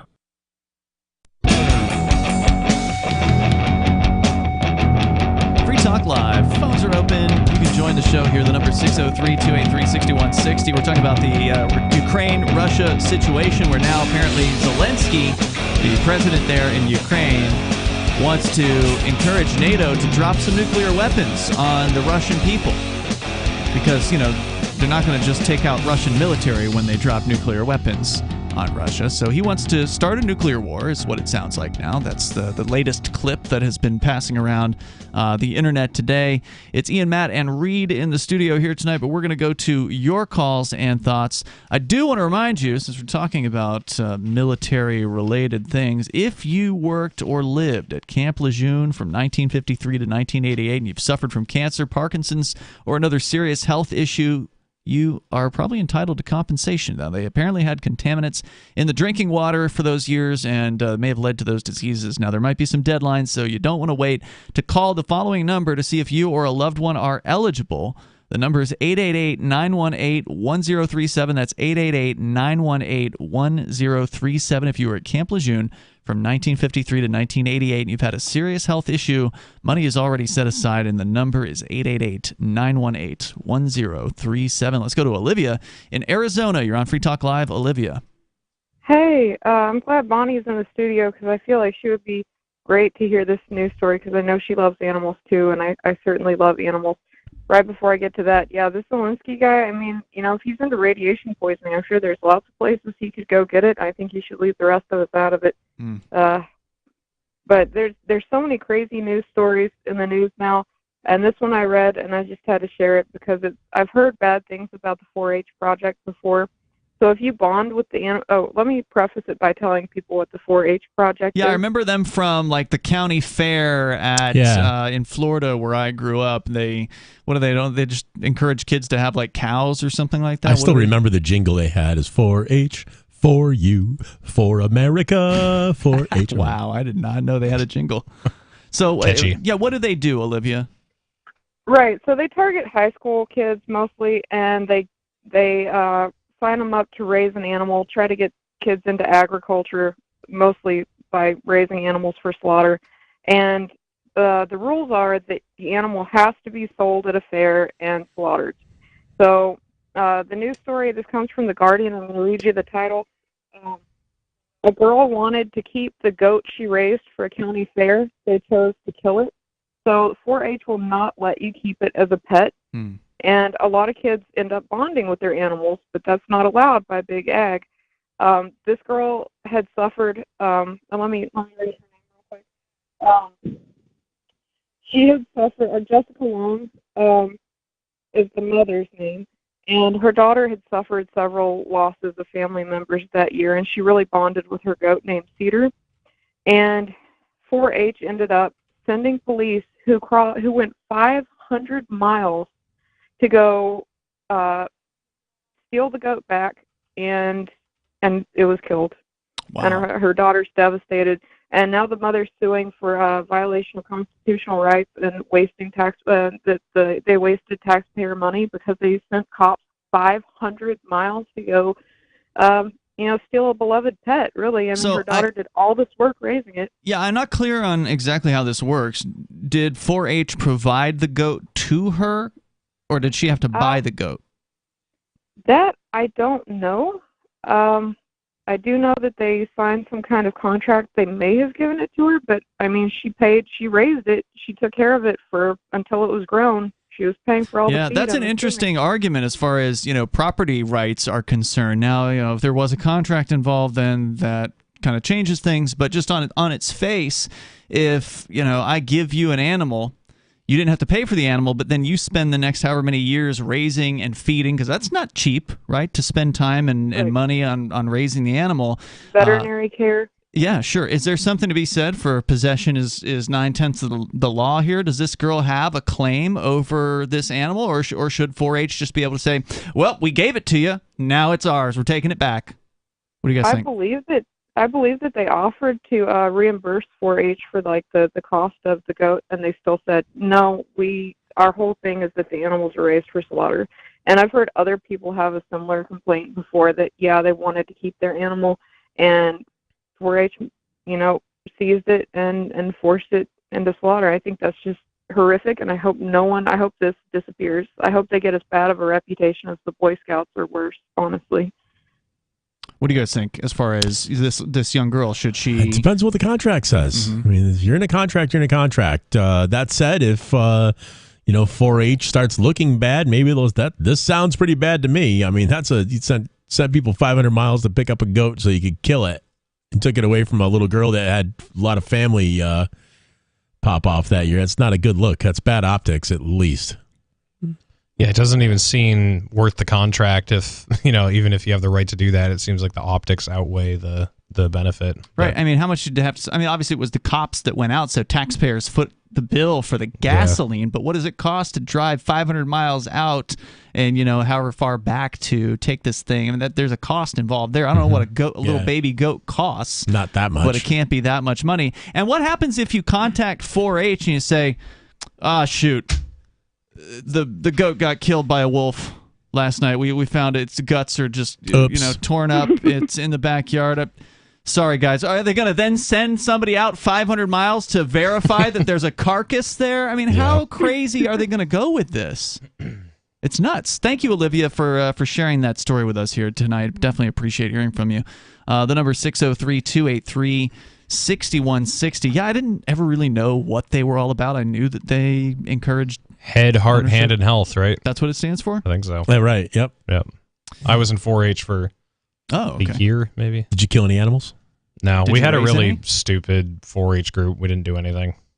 Bummer. Did they it's just pretty lame. Have meetings or something? Yeah, that's literally what we did. I mean, the Libertarian Party isn't that bad after going through 4-H at that time. It was I know an expert because Tamsin's daughter is in 4-H right now. She's raising a bunny. Really, really cute bunny.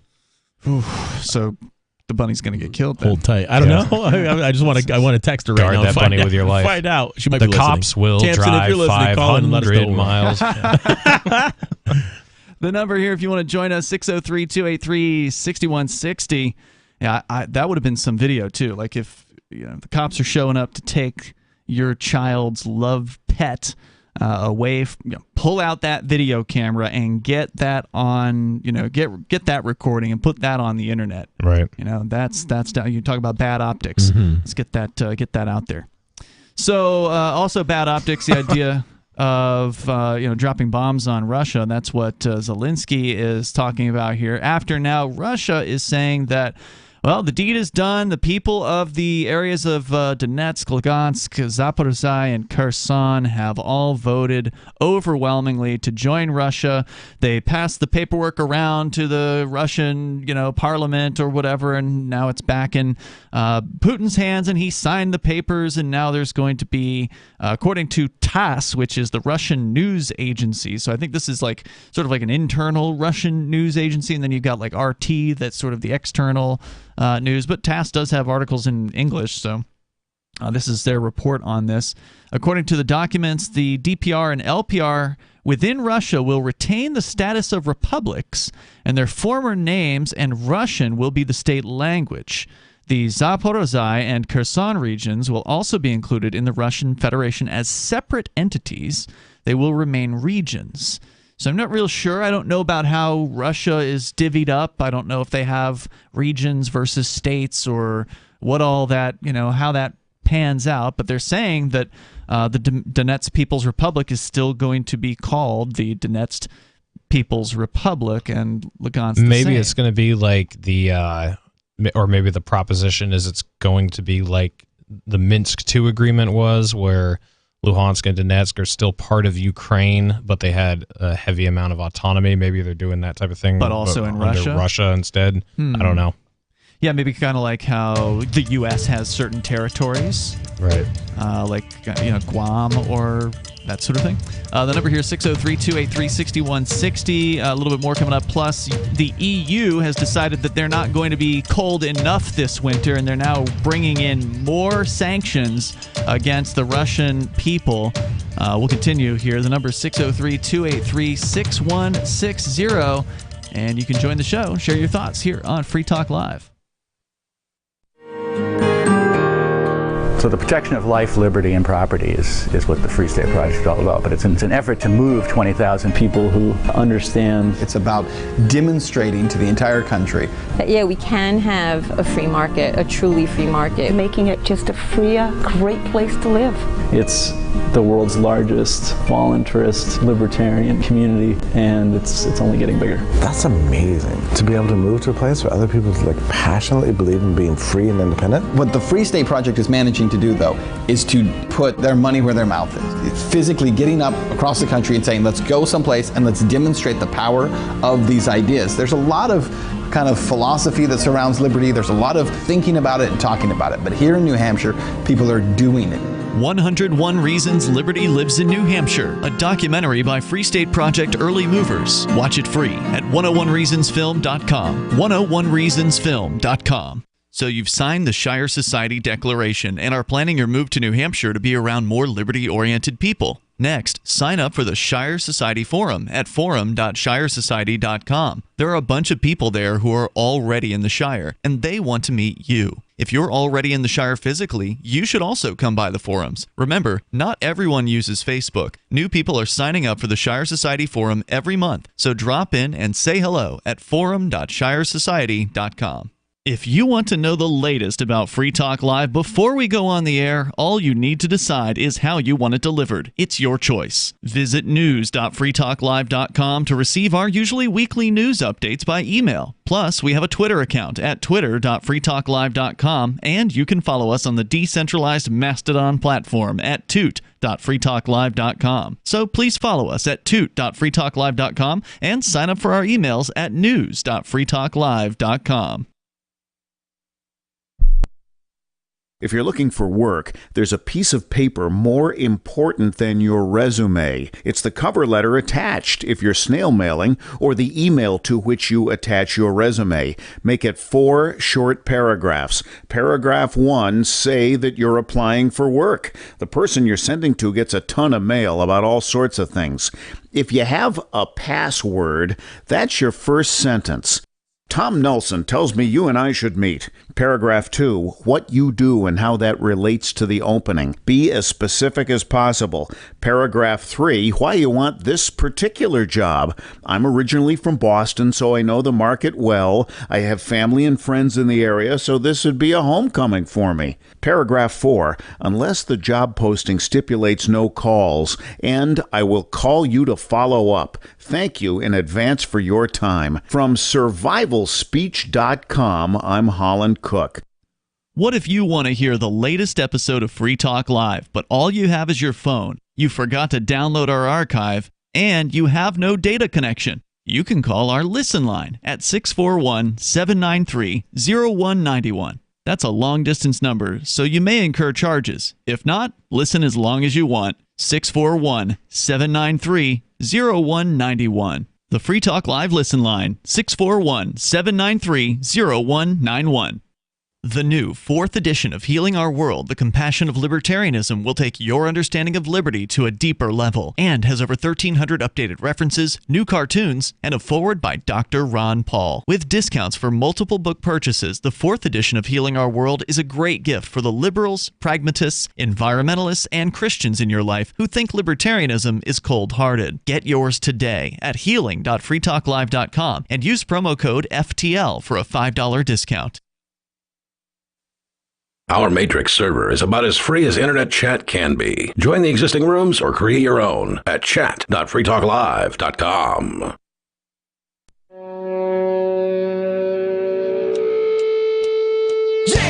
It is Free Talk Live. Moments remain here in this hour. We got a whole hour to go, but you can join us and bring up whatever you want. The number is 603-283-6160. That's 603-283-6160. Whether you want to comment on 4-H, we had somebody call in a horrifying story where they've taken a goat from a little girl that she just wanted to keep the goat that she had taken care of and loved as her own, and then they took it from her. You can comment on that story. Plus, Zelensky, the top thug in Ukraine, is demanding that nuclear weapons be preemptively dropped on Russia. An insane move that, of course, would guarantee massive nuclear global destruction. But he thinks it would somehow teach them a lesson in advance or something. I saw the comments earlier today. It's Ian, Matt, and Reed in the studio here tonight. Let's go to the phones and to your calls and thoughts. Clamoring is on the line in New Hampshire. Go ahead, Clamoring. Hey guys, just wanted to chime in on the 4-H story. And I'm sorry I didn't catch the first part of it, but I did get the summary. And I can say that I'm a 4-H leader, which means that I've been through all the background checks. My little girl is in 4-H. We go to all of our meetings. We show our animal. And, I've gone through all their classes, so I'm pretty familiar, although I am new, but I'm pretty familiar with 4-H policies in general. So don't quote me on this as being the Bible, but I am pretty sure that it is not at all 4-H policy to need to dispatch an animal, although that's common. 4-H kids do raise animals to sell them. Mm-hmm. That's generally what they do. But there is another kind of category, and that's show animals, which is what my daughter does. She has a show rabbit, and it's not a meat rabbit. It's not one that we would raise to produce meat, but it has, a pedigree and, all of that. And, it has a certain heritage. So it would be different than just raising livestock. Okay, my question for the previous caller, and she didn't know, was did 4-H provide the rabbit, or did you buy the rabbit on your own? How did you come in possession of this 4-H rabbit? We purchased the rabbit on our own. 4-H does not provide the animals, although being in the 4-H family, we have our own 4-H group. And so we go to our meetings for our group. And so through that group, we were able to purchase a show rabbit. Do you know, the lady said there was a potential contract involved with this goat that got taken by the police for supposedly on behalf of 4-H in this other story that we were talking about. Do you know is there a contract perhaps involved when you're dealing with a slaughter animal? Do you know about that? I've never heard of that before. If somebody signed a contract, then I guess that's between the two people that were contracting, but that's definitely, I've never heard of that before. And so to you, does it sound like 4-H is getting dragged into the middle of this? And it's not something that they would do? Yeah, it's been my experience that 4-H is really on the level. They want kids to learn how to raise these animals, show them and or sell them and or slaughter them if that is what they're intending to do. But this sounds like a very hinky story to me on the surface. All right. Well, thanks for giving us another perspective from somebody on the inside there. Anything else you want to share? Nope, that's it. Thank you, guys. All right, Clamoring, appreciate hearing from you. Yeah, if you guys want to weigh in on 4-H, your experiences, were you telling us on or off the air? I forget whether you were involved in. I think it was. I think it was on the air, but yeah, we didn't have animals. We were only in it. I was only in it for a year, and it was very boring and very procedural. And we literally just had meetings and went to what one. What were they about? You don't even remember. It was that bad. It was right? bad. Yeah. Jeez. I did not have a good 4-H experience. Did your parents drag you into it? What made you want to sign up for it in the first place? I was homeschooled until high school, and so my mom brought me and my siblings there to go, and it was just horribly run. I don't know, how 4-H works. I'm assuming you just have to apply to run a group or something. I don't really know how that works, but our group was just not well run. It was boring people, and we never did anything interesting. And that was here in New Hampshire? Yeah. Huh.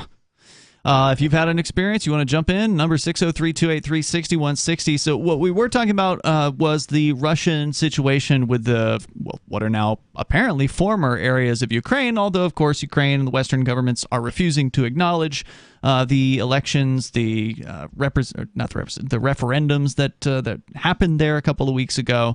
So basically you've got differing interest groups saying, well, this is ours, no, this is ours, and of course they're likely are going to fight over this. That's probably where this is going to go. Russia is saying these are now part of Russia. See, the mainstream media told me that if I deny election results that I'm a fascist, and now they're demanding I deny these election results that weren't even in my country. But According to the story here at TASS, which is the Russian news agency, TASS.com, the borders of the republics and regions will be determined by the borders that, quote, existed on the day of their formation and admission into the Russian Federation, unquote. The international treaties specify that borders adjacent to the territory of a foreign state will be the Russian state border. At the same time as constitutional state laws, the DPR and LPR are part of the Russian Federation within the 2014 borders established by their constitutions. So they're saying that these areas are going to be somehow separate entities from Russia, but also Russia. So again, kind of like the U.S. has territories is what we were likening that to. There is a transition period, according to the new laws, from the day of the new region's inclusion in Russia, which is September 30th, so that's already happened, till January 1st of 2026. Citizens of the Russian Federation that are residing in these territories will be provided with employment guarantees. Educational documents issued earlier in the territories and Ukraine will be recognized, as well as documents confirming civil status, work experience, and the right to receive pensions. By June 1st of next year, territorial subdivisions of the federal executive authorities will be established in these regions. So, that presumably means like their equivalent of the FBI or whatever. The KGB had a renaming. I forget what their new name is, but they'll have an office set up there basically by June 1st.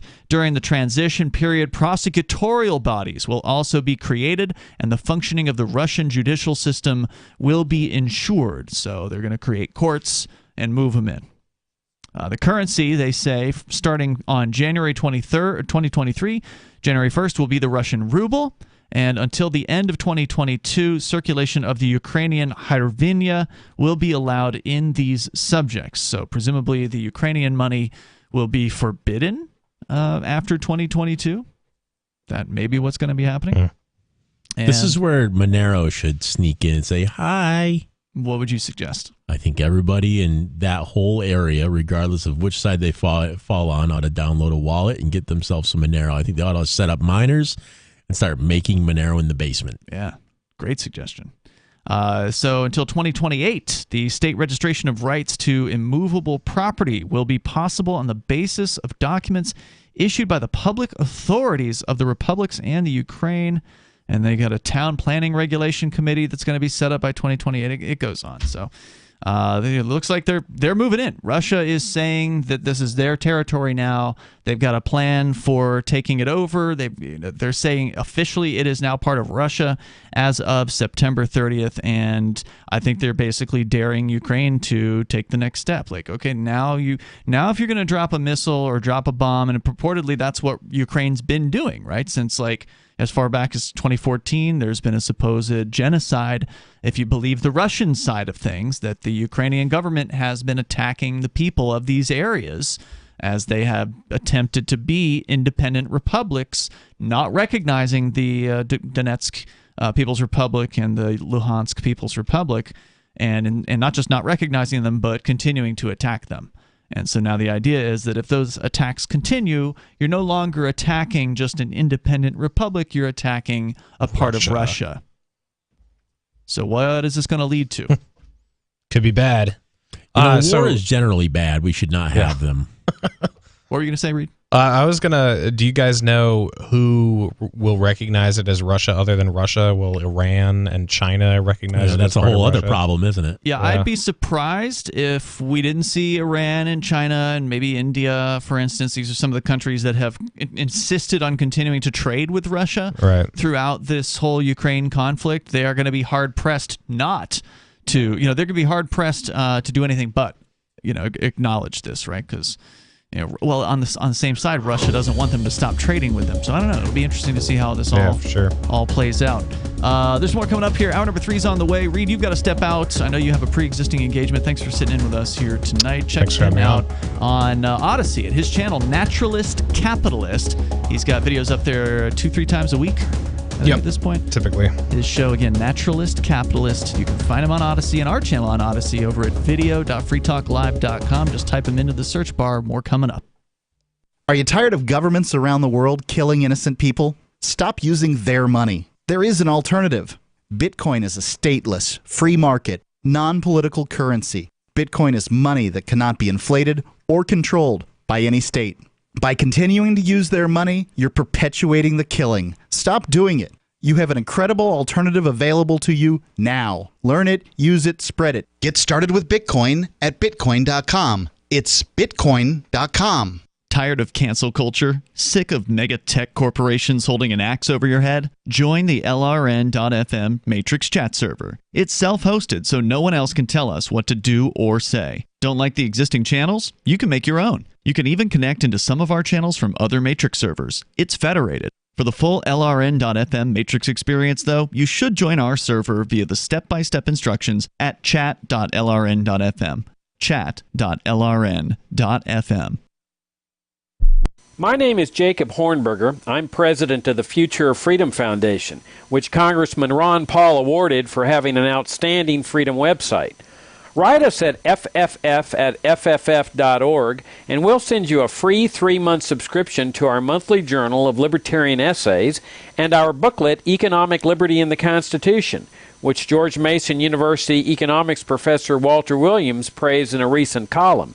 That's fff@fff.org. If you want to know the latest about Free Talk Live before we go on the air, all you need to decide is how you want it delivered. It's your choice. Visit news.freetalklive.com to receive our usually weekly news updates by email. Plus, we have a Twitter account at twitter.freetalklive.com, and you can follow us on the decentralized Mastodon platform at toot.freetalklive.com. So please follow us at toot.freetalklive.com and sign up for our emails at news.freetalklive.com. You're listening to the live edition of Free Talk Live. Hour number 3 is next after the news here on the Liberty Radio Network at LRN.FM.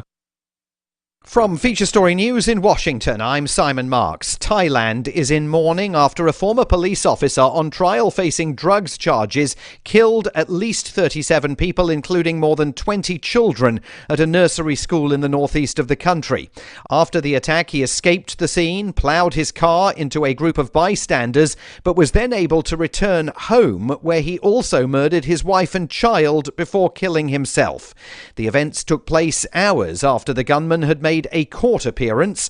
Reporter Tommy Walker is in Bangkok. It's rare to have mass shootings, but it looks like it's going to be Thailand's worst ever mass shooting. He was obviously on a rampage, and the Thai chief of police said that they believe that the gunman was on some form of amphetamine at the time. President Biden has announced plans for a sweeping overhaul of federal drug laws on marijuana. He's to pardon thousands of people convicted of marijuana possession, and says he's urging the governors of America's states to follow suit with regard to local marijuana convictions.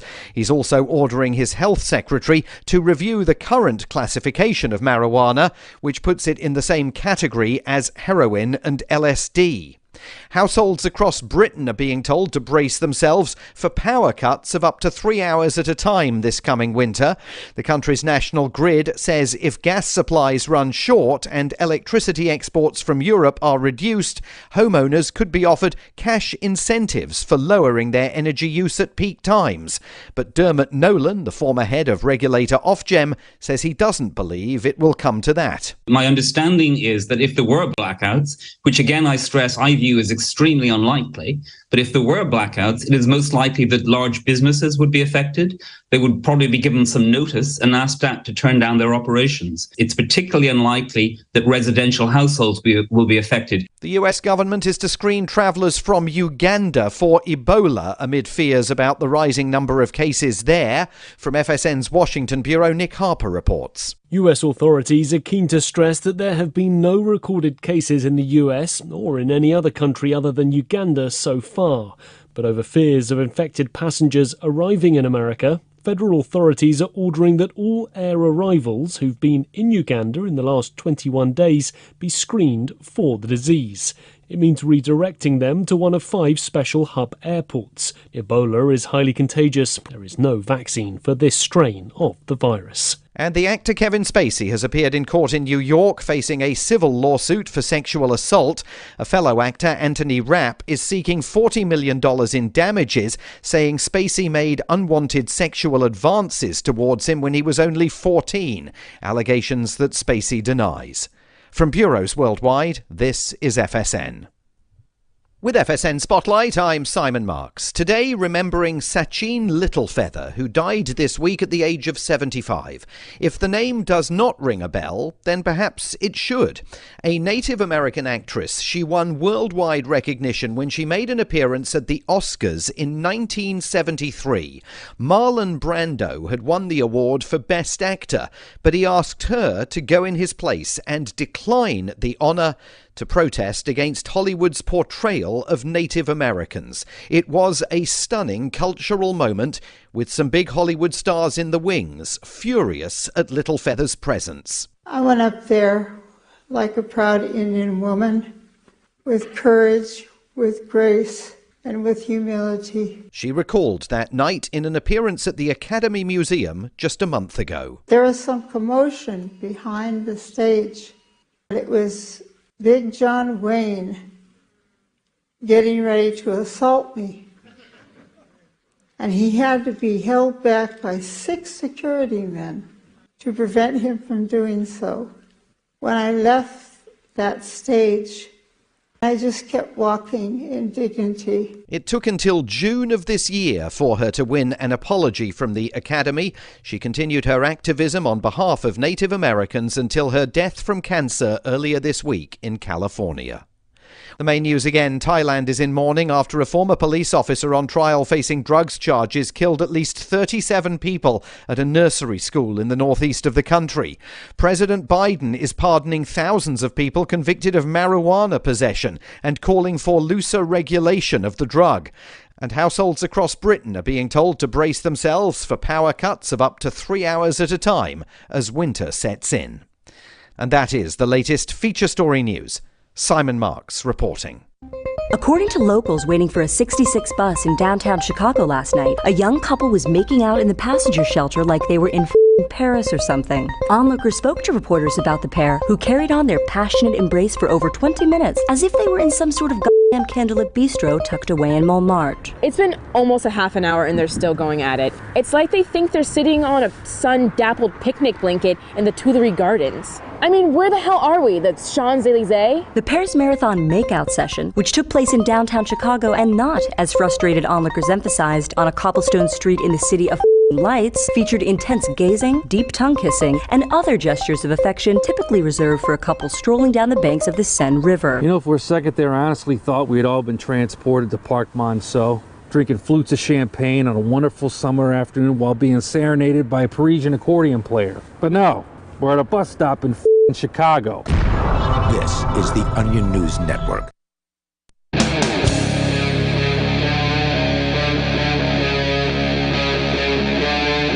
Free Talk Live.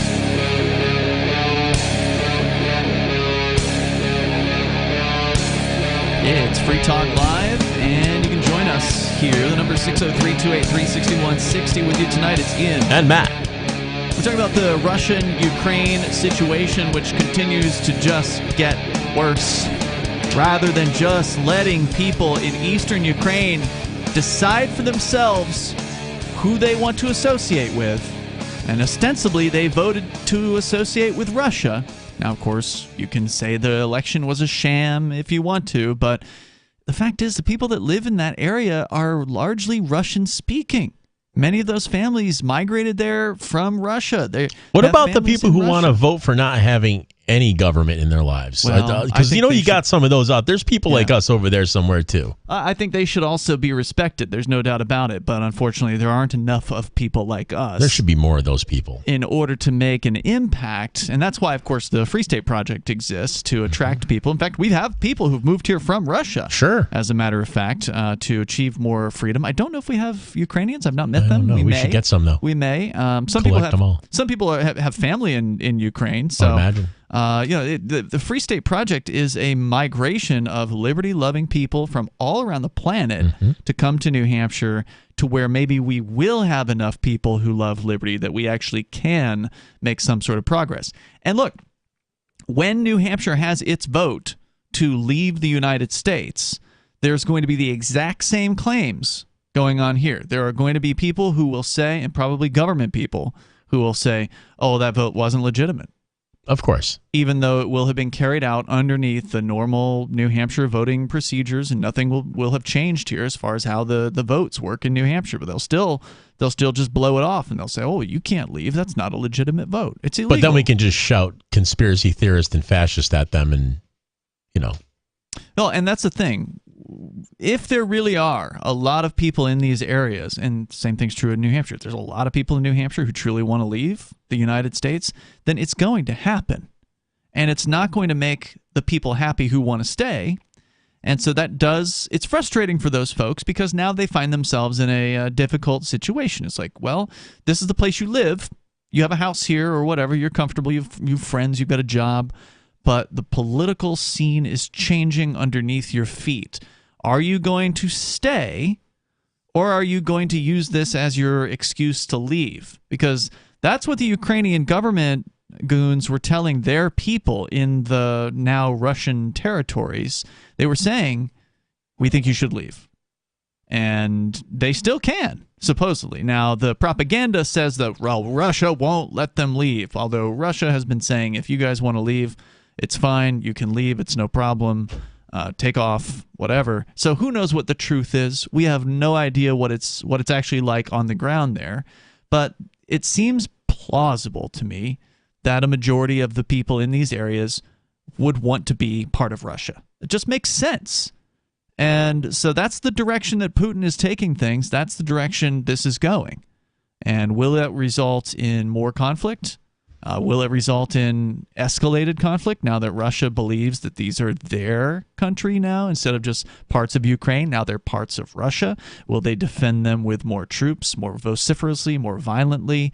That's we're going to see that within the next, I don't know, it could be as soon as the next few weeks. Yep.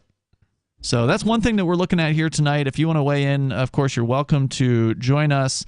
The number is 603-283-6160. At the same time, the Western governments are making things worse. Now, the EU is cranking out some more sanctions against the Russian people to make life more difficult for them.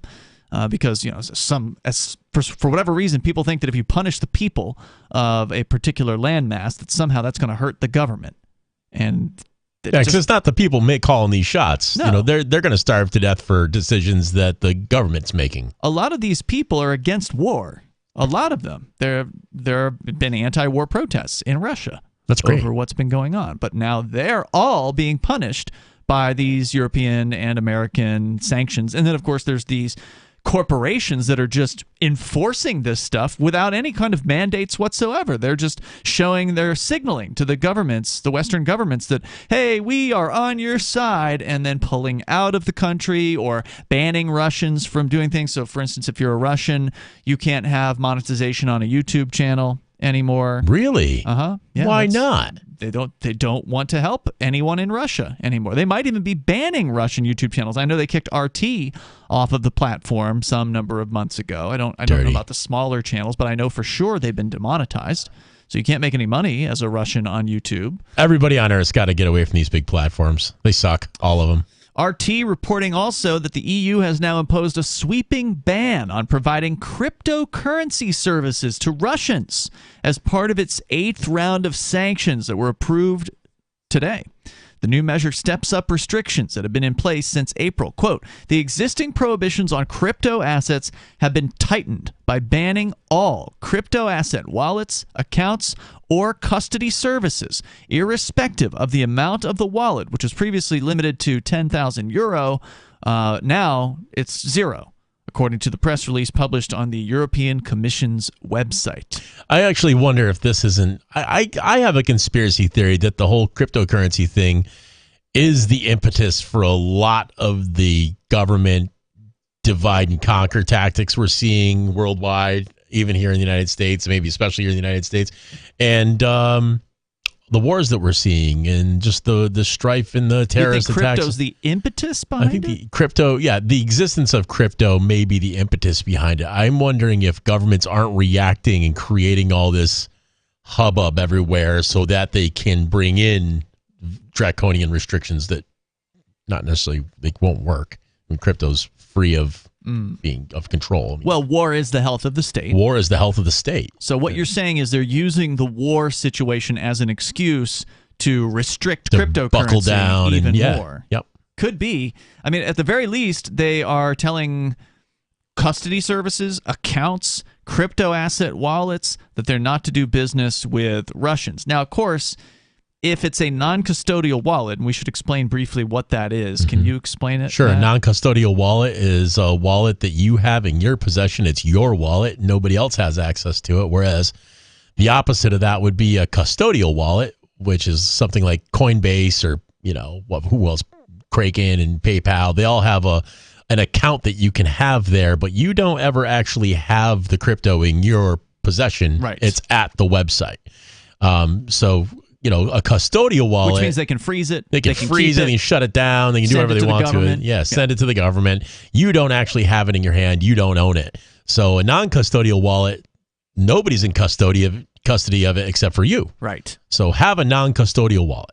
So the question is, what will the non-custodial wallet companies do who are located in Europe? That'll be an interesting thing too. I mean, that we already saw what happened with the one where the Canadian truckers, right? They were getting Bitcoin donations, and that Canadian judge said to the wallet company, "We want a list of your customers, and we want you to freeze those accounts." Right. And they wrote that hilarious letter back to the judge saying that basically told him to pound sand. You clown. Yeah. We can't do that. It's literally impossible. Right. It's the purpose of this whole thing. And when the currency goes belly up, we'll be here to serve you too. Yeah, I do find myself wondering that if there are non-custodial wallet companies that are obedient-minded, because that company obviously is of our belief system. Cool, in that let's case. have more of those. I don't remember what company it was, though, sadly. But if there are some wallet companies that have bases of operations in Europe, they better be ready to defend this in court if they don't implement some sort of IP range blocking or something like that. Because even though it's non-custodial in that they don't have control over the assets, they could still put some sort of programming in place that tries to identify the location of the user and says, "Oh, you're in the Russian Federation. Sorry, we can't let you into your wallet today." I mean, that would be the most that they could do. Yeah. I hope that they don't do that. Well, here's your VPN. Well, right. That would be the solution in that case. I hope more people are learning about VPNs as a result of these situations. I'm a computer idiot, and I know what a VPN is. So I mean. But the takeaway here is if you aren't already on, and it doesn't matter if you're in Russia, okay? Don't think that just, well, I'm not in Russia, so this doesn't matter. No, this is a warning to everybody out there that if you have any kind of cryptocurrency on a centralized exchange, get it out of there. You should get it out of there and get it into your own wallet that you have total control over as soon as possible. Did you or someone you love work, live, or serve at Camp Lejeune between 1953 and 1988? If you or someone you know lived, served, or worked at Camp Lejeune between 1953 and 1988 and has cancer, Parkinson's disease, or another serious health issue, they are entitled to compensation. To see if they are eligible, they need to call Liberty Legal. Contaminants in the drinking water have led to these serious diseases, and legislation is now available for veterans and family members who may qualify for financial help from the government. There may be a time deadline, so don't wait. Call 888-918-1037. Anyone that has lived, worked, or served at Camp Lejeune from 1953 to 1988 and has had cancer, Parkinson's disease, or another serious health issue, the money is already set aside. 888-918-1037. 888-918-1037. Do you feel like your nation, state, or community no longer holds your values? Have you dreamt of a place where people agree that liberty is important and are free to pursue their projects so long as they respect the property of others? There are many people just like you that are discovering freeprivatecities.com. Their social media links are at the upper right of the page at freeprivatecities.com. All skill levels will be needed when the first of the Free Private Cities opens. It's sooner than you think. Stop arguing and build. freeprivatecities.com. I'm crazy about My Magic Mud. This is the most important oral care product created this millennium, and I'm not kidding. We all have different opinions on politics and issues, but we all have mouths. And I want yours to be as clean as possible, with teeth as bright as they were meant to be. I will never be without My Magic Mud. It's a little surprising, but man, does it work. If you only listen to one thing I say ever, go to mymagicmud.com and get 20% off with code FTL. mymagicmud.com, code FTL. Free Talk Live. I was a pedestrian and an asinine cop backed up and hit me and knocked me down to the ground. And I said, I think we need to call the police, as I'm, screaming in pain. And he said, go ahead, I'm a cop too. And he left the scene of the accident. Oh, wow. So when the police and the ambulance and all the paramedics arrived to take me to the hospital, because I have knee damage now and need knee replacements to both knees because of his actions. And I told him, I said, I'm a registered nurse. I work drug and alcohol rehab. This guy was drunk. I could see it. I could tell by his his actions. He was drunk.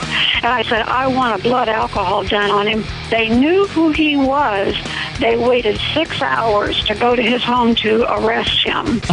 And, of course, by then he had sobered up. Sure. Free Talk Live, 7 nights a week from 7 to 10 Eastern. Live on the Liberty Radio Network at LRN.FM. What if you want to hear the latest episode of Free Talk Live, but all you have is your phone, you forgot to download our archive, and you have no data connection? You can call our Listen line at 641-793-0191. That's a long-distance number, so you may incur charges. If not, listen as long as you want. 641-793-0191. The Free Talk Live Listen line, 641-793-0191. There are basically two types of advertising: direct response and branding. Radio's great for direct response with its low cost to listener ratio, but audio can't be beat for branding, which is a longer-term endeavor. You want to be the first thing that someone thinks of when they think about your product or service. If you have a local business that you want kept top of mind in your community, call the station. If you need national reach, Free Talk Live's got around 200 radio stations, millions of monthly listening sessions, can suit all budgets, and if we don't think we're right for you, we'll tell you. Email me, mark@freetalklive.com. You can stick it to the man and big tech. Join our FTL social mastodon at social.freetalklive.com.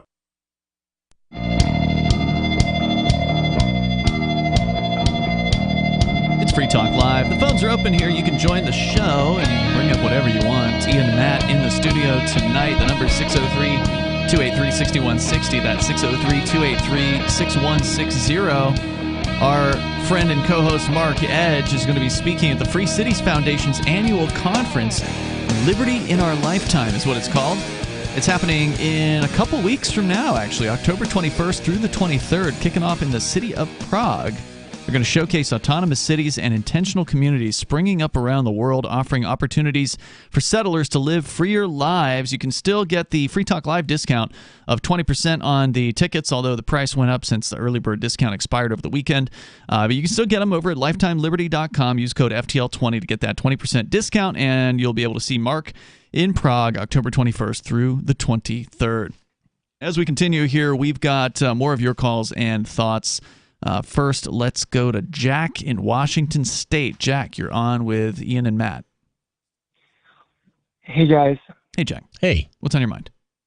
I brought this up before, but I've seen better footage of the Civil War from, 1864 and whatever. I don't think they had video cameras back then. Well, they had pictures. World War I, World War II, Vietnam, Korea. This Ukraine-Russia thing, even back when, the first Bush attacked Saddam Hussein, remember those on CNN? You see all the missiles hitting the city. Yeah, I remember that. Yeah, I can't find any of that on this. Yeah, you would think with all of the cameras that exist on the planet now, where everyone with a phone in their pocket, and that's most everyone these days, that everybody has a camera on them. You think you would see some wild action footage of this conflict going on in Ukraine. And all I've seen, I saw one video of a tank discharging its main gun at 5 guys standing around, literally blew them to pieces. Oof. And I saw another one, a few different drone footages of drones dropping grenades on unsuspecting personnel. Mm-hmm. But I haven't seen a whole lot of cell phone footage coming out from regular schmoes on the street. There's not much of that video out there. That's true. I have seen some footage that RT posts that comes directly from the Russian military of showing what their operations look like. But from average folks, it just hasn't been happening at all. Of course, you also have to question when the footage was created. Some of this stuff that's being passed around comes from as far back as 2014. Right. For instance. Yep. So it's hard to really know what's for real and what's not. It is. And everybody's playing a public information campaign, too. It's very important. Jack, anything else you want to share? Well, I'm just saying bombs and missiles tend to light up at night. I haven't seen any of the Russian missiles hitting Ukraine at night. It makes some sense. Thanks for the call tonight, Jack. I do appreciate hearing from you. The number is 603-283-6160. Let's talk to Jamie in Alabama. You're on Free Talk Live. Go ahead, Jamie. Hey, yeah, I heard they taking money out of the police force. You heard they're taking money out of it? Yeah, I heard on some radio station. Like they're defunding the police? I think so, but they're just saying that they're taking money out of the police force. Which police? Some state. I forgot what state it was. Yeah. Well, that's fantastic for that state. Good news. High five. Let's have more of that. If that's true, then that is good news, because the less money that they have, the less damage they can do to peaceful people's lives. I'm skeptical that that's actually happening. Yeah, you don't usually see that. Because it seems like both the Republicans and the Democrats, they just want to keep funding the police state because they know they need the cops, because they want the police to do their dirty work, like arresting people for marijuana possession and things like that, and arresting college students for having an open container, and doing revenue generation from people going a little bit faster than the speed limit, crap like that. That's the stuff they spend their time doing all day and all night. I get all that except for the marijuana part. They should make marijuana legal. They should make it legal? Yeah. Yeah, they should, because that's the only thing that doesn't hurt you. You make it stupid. But you think that the police should go around arresting people for open container? Yeah, if they're like drinking and driving. No. I'm talking about open container. That's where you're just walking. Oh. No, that's messed up. Yeah, they do that too. And do you think that they should ticket people for speeding and do a bunch of fundraising on that? Well, yeah, if you're speeding, going over the speed limit, yeah. Why? You can get wrecked. You could. You could. That's true. It's funny. I was. Everybody speeds. I mean, I don't know anyone who doesn't. I was thinking of this earlier. I was in Syracuse, New York, a couple years ago, and I was. There was a wildlife officer, right? And they have a lot of power in New York. The wildlife officers are higher than a state trooper, and this guy was doing about 85 miles an hour on Route 81. So I got right up behind him, and I was doing 85 miles an hour. I was pacing him out. Okay. And he got real mad. Really? And he ripped it over to the side of the road, and he put on his lights, and he pulled me over. And I pulled over right in front of him, and I had New Hampshire plates. But I'm from Central New York originally, so that's my turf. I know where I'm going. Right. And I know how fast everybody drives there typically, but he was flying. So I said, I'm going to mess with this guy. I'm going to fly too. And he came up to my window being a parent figure at me. He's wagging his, who do you think you are? I was like, I'm the guy that was pacing you. Exactly. You're doing 85 miles an hour. I'm going to do 85 miles an hour. Well, how dare you? And I'm like, well, I'm just doing what you're doing. It must be legal if you're doing it. And he did not like any of this. And I said, let's be real. You pulled me over because you felt slighted to begin with. And I have New Hampshire plates. And I got news for you, buddy. I'm from upstate New York, just like you are. And I'll stand on that ground and die right here. And he got so mad at me for doing the exact same thing that he was doing. Listen, son, when I do it, it's legal. It's legal. It's okay. And he was doing everything in his power not to say that. You could tell he wanted to blurt that out. But a lot of these guys know how that sounds. They know they're wrong when they're doing stuff, or the thing is, I don't think he really was wrong. Him driving 85 wasn't putting anybody in danger, and me it wasn't driving, snowing, right? No, it was fine. It was overcast but dry as a bone pavement, 65 degrees, and I wasn't putting anybody in danger by driving 85 either. We were, I was 9-10 car lengths back from him. You're supposed to be a car length for every 10 miles per hour, right? So I was well off his butt. So did he give you a ticket? No. What did he do? He stormed off. He got super angry and stormed off. Really? Yeah. You didn't get video, though. I didn't get video. Oh, man. Would have been a good video. Yeah, when you mess with cops, you generally ought to have a camera rolling, just FYI. But you never know what they're going to do. Yeah, you never know what they're going to do. Thank you, Jamie, for the call tonight. Definitely appreciate it. The number here is 603-283-6160. See, the thing is, speeding is a victimless crime. Yeah. It's not a crime. There's no such thing as a victimless crime. It's just not a crime. Right, yeah. Unless there's a victim, it's not a crime. That's a great point. But speeding is just a prohibition. That's all it is. It's just, we said you can't do this, even though it might be completely safe for you to do this, even though you weren't driving poorly, you weren't weaving, you weren't cutting people off. Nobody's drinking and driving or anything like that. So, it's just straight up revenue generation. That's all these things are. And that's true of things like the open container and all that. So it's all revenue generation. The number is 603-283-6160. They are not servants, because a servant, you wouldn't hire a servant to oppress you in that way. So they're not They also wouldn't paint their cars all black so you can't find them anywhere. They paint them bright yellow or something. More coming up here in moments. You can share your thoughts with us on Free Talk Live.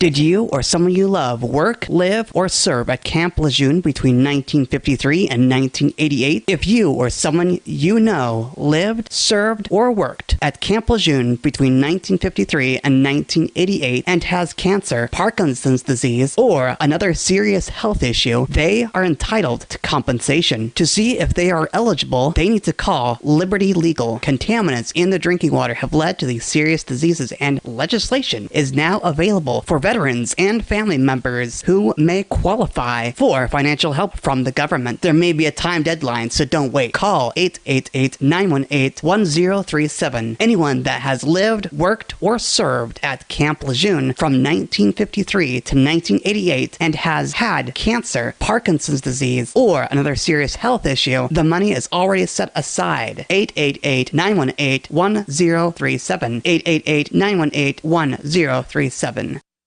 From Feature Story News in Washington, I'm Simon Marks. Thailand is in mourning after a former police officer on trial facing drugs charges killed at least 37 people, including more than 20 children, at a nursery school in the northeast of the country.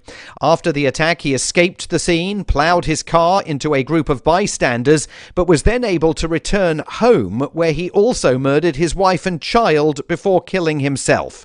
The events took place hours after the gunman had made a court appearance. Reporter Tommy Walker is in Bangkok. It's rare to have mass shootings, but it looks like it's going to be Thailand's worst ever mass shooting. He was obviously on a rampage, and the Thai chief of police said that they believe that the gunman was on some form of amphetamine at the time. President Biden has announced plans for a sweeping overhaul of federal drug laws on marijuana. He's to pardon thousands of people convicted of marijuana possession, and says he's urging the governors of America's states to follow suit with regard to local marijuana convictions.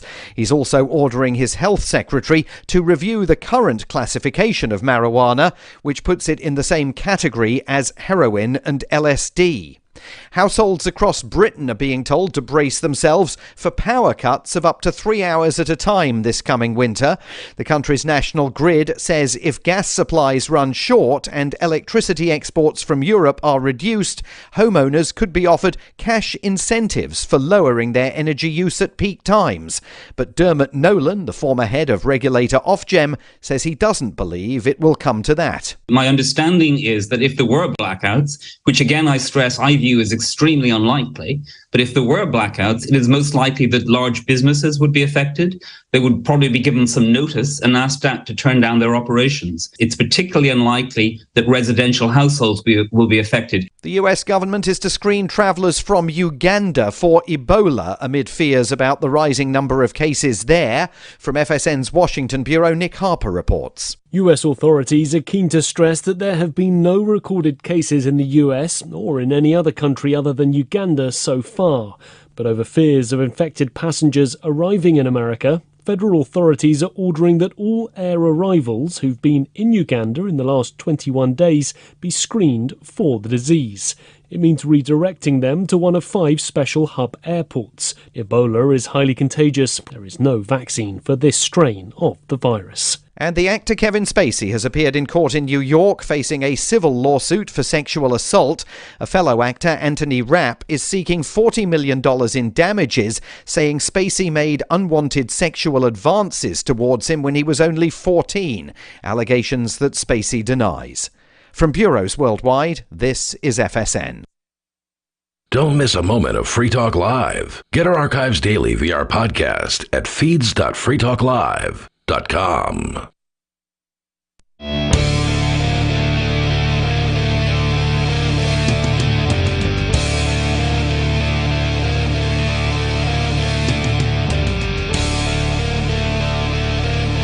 Free Talk Live phones are open. You can join the show here. The number is 603-283-6160. That's 603-283-6160. Here tonight, it's Ian. And Matt. Don't forget you can join us online over at freetalklive.com, and you can support the show as Nathan has done. Nathan is a Free Talk Live member of our AMPS program. AMPS stands for Advertise, Market, Promote, and Support. It is a way for you to get behind what we do for $5 a month, which is what Nathan has done, and help us get the word out about freedom to more people. So if you appreciate the work that we do and you want to help us, then just join the AMPS program. You get some perks. You'll get access, for instance, to the special RSS feed that Patreon provides that gives you access to the full radio show archives minus the recorded commercials. So you just get all the content all at once. And you can easily do that by signing up at amps.freetalklive.com, amps.freetalklive.com. Let's go back to your calls and thoughts. PB is calling us from California. Go ahead, PB. What's on your mind? Okay, first of all, I want to say this is all satire, wink, wink. Okay. Basically, okay, I've been kind of living my life doing everything I can to avoid the state and being tracked. I don't do anything in my birth name. Even my driver's license is in another name. It started when I was in college. I forged transcripts. I did things in another name. I was able to play athletic. I'm actually glad I got hurt, because I got hurt, so I never got to have to go through the whole clearinghouse thing with the NCAA. I played in junior college. I didn't get caught through junior college. And then, well, basically, I'm 32 now, so I've been doing this all my life. I even have a degree in another name. Nice. Wow, dude. Impressive. Yeah. The thing is, I've just been doing it so long that I'm ready to give up, and I just can't do it anymore. It's affected relationships. My daughter's mom and I, my daughter's mom pretty much, she knows the whole thing, and she kind of flipped out on me, and then that's why we split up. And, it's hard with my daughter now because, technically I'm not even on the birth certificate. Okay. So, I want to get my master's, and I've been coaching football in high school, but it's all under a different name. Everything's under a different name. My birth name, if you look it up, you can't find anything before, 12 years ago. And it sounds crazy, and it's crazy talk. I don't talk to anybody about it. Even people I grew up with don't really know everything. I want to stop you right there. I kind of think it's genius. I, for one, think that's great. I think you're sitting on kind of a gold mine. I understand how it could get stressful after a while.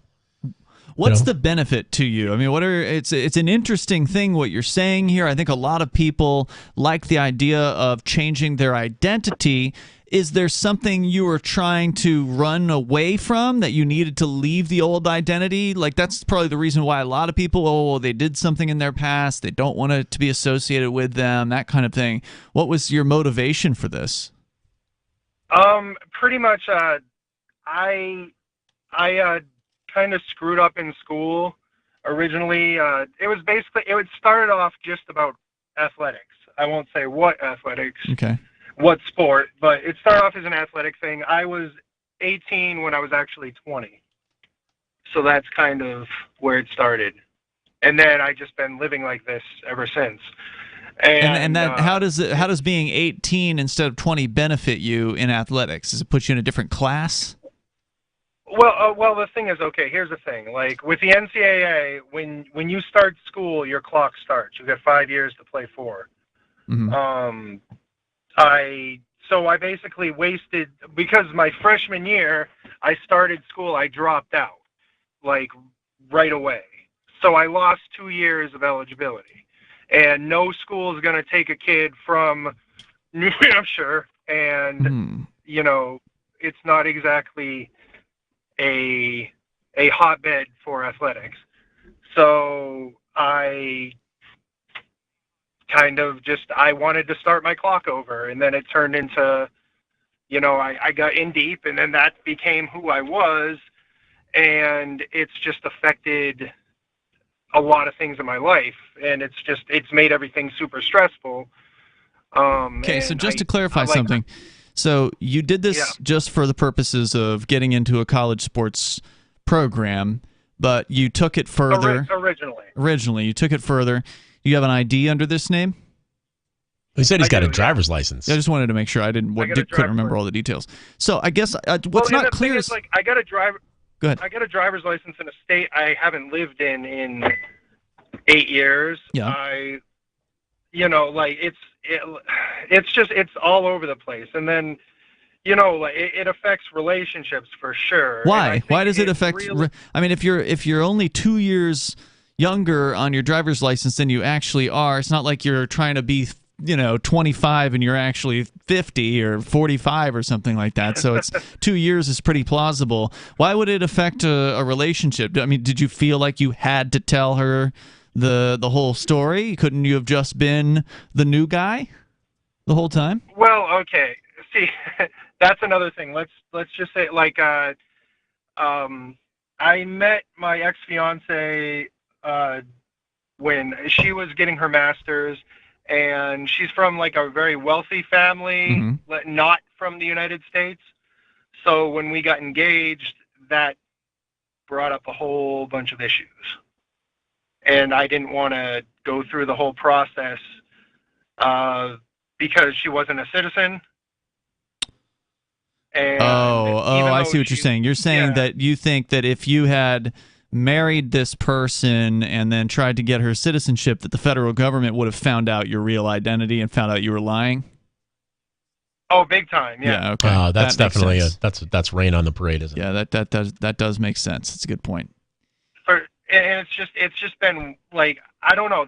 And then my daughter's mom, it's become a huge thing. And then she holds it against me on a lot of things. Like, I can't fight her for anything. She gets 100% control. She'll reveal the truth if you cross her, basically. 100%. 100%. And it's just like everything's super stressful. And like I'm planning on, like, I'm in school right now. I'm getting my master's right now. I'm planning on being a teacher. Well, a gym teacher. Okay. I want to coach football and be a gym teacher. So how do you undo this then? I mean, can you just go and grab your original birth certificate and go and get a new ID under your original name or something and just start over with the old name? Go ahead. Theoretically, I could, but I couldn't. I'd have to start school all over again, and Why don't you just change your name to the alias that you are legally, and then you'd have a degree in your name? Oh, I honestly never thought of that. Well, there you go. Have a nice day. You're welcome. That'll be $100. Actually, that's about what a name change costs in New Hampshire. It's $130. Oh, actually, I don't know if you remember. I called in during the whole COVID thing, I went to Utah for a little bit. Yeah, no, I remember that call. I didn't know that you were originally from New Hampshire, but good luck with these changes, man. I don't know how difficult it is in California to change your name. It probably sucks. It's California. It probably does. But if you were originally born in New Hampshire, and maybe you could do it here, that might be a way to do it. Yeah. I'm sorry. Yeah, I was just going to say, they've changed it. It's now an online thing. You don't even have to go to court anymore. We actually just learned that because Bonnie's looking at changing her name. You used to have to go to court for like a 30-second court hearing at a probate court after filling out paperwork in the court. Now you don't even have to fill out paperwork in the court. In fact, they don't even let you. You have to go to a website, jump through the hoops, and then presumably, unless there's a reason for them to deny it, it gets approved. So I'd look into that one, PB. Thanks for the call, man. I appreciate it. Good luck. Yeah, I think he's overthinking it. Yeah, it's interesting, though.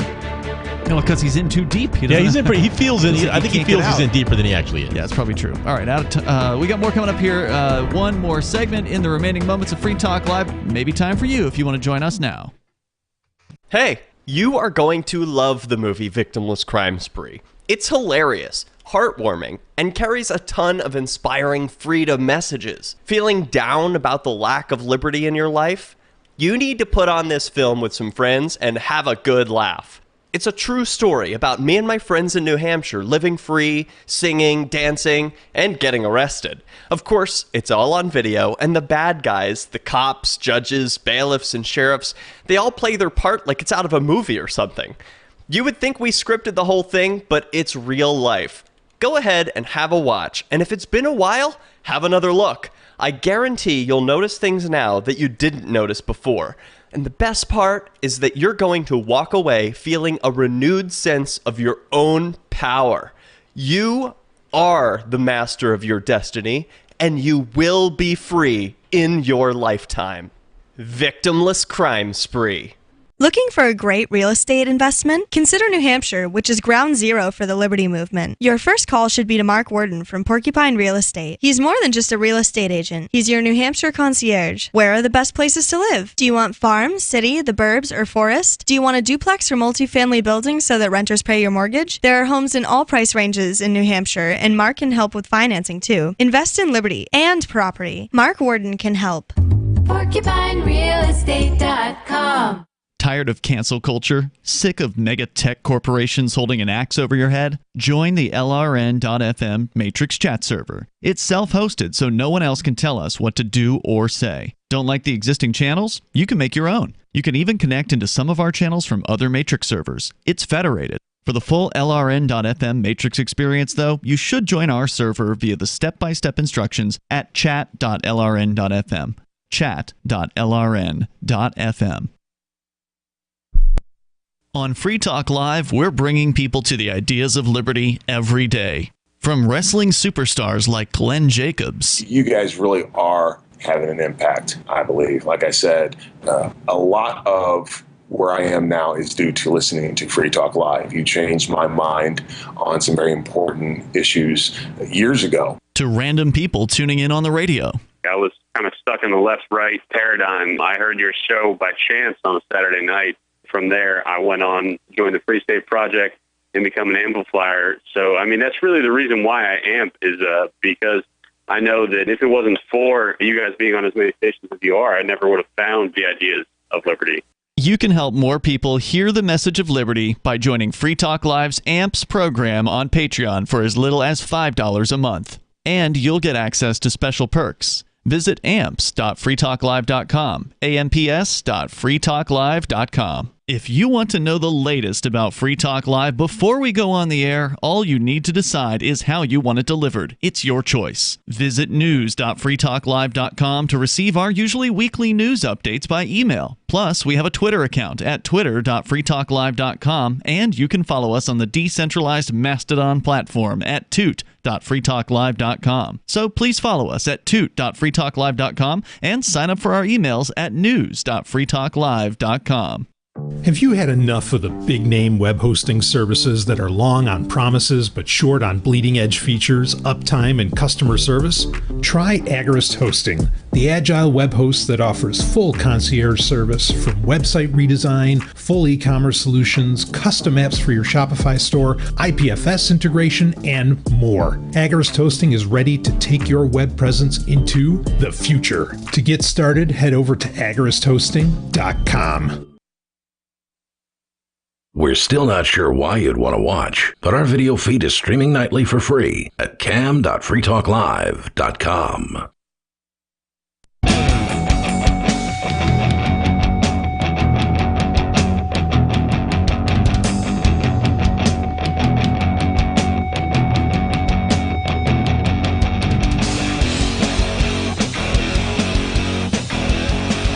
It is Free Talk Live. Moments remain. Maybe enough time for you if you call now. The number is 603-283-6160. That's 603-283-6160. Here tonight, it's Ian. And Matt. And I want to make sure that you know about the Ballad of the Crypto Six. It is a documentary created by independent filmmakers that have decided that it would be a good idea to make a movie about the Crypto Six. If you're not familiar with the Crypto Six, you can check out thecrypto6.com to give you an idea of what happened to some of the co-hosts on this show, including myself in March, including you, Matt. Last year, we had our homes raided by the FBI and several other triple-letter federal agencies as they're attacking us over cryptocurrency. And they've put together an Indiegogo fundraiser for this documentary film that they want to film. They've already done some shooting. They put together a 9-minute-long trailer, so you can kind of get a taste for what a feature-length movie would be like. If you go to balladofthecrypto6.com, you can become a backer and earn perks that go from T-shirts to hosting Free Talk Live and possibly even dining with some of your favorite hosts.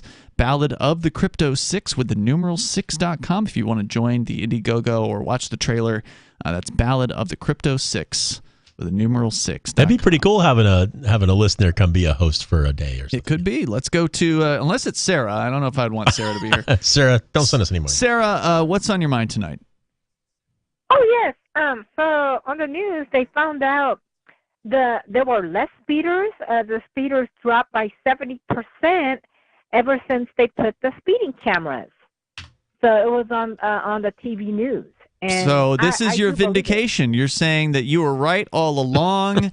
Nah, Sarah wins. Well, yeah. Yeah. So remember, yesterday we had put the surveillance cameras in front of the cameras because they were being vandalized too. Mm-hmm.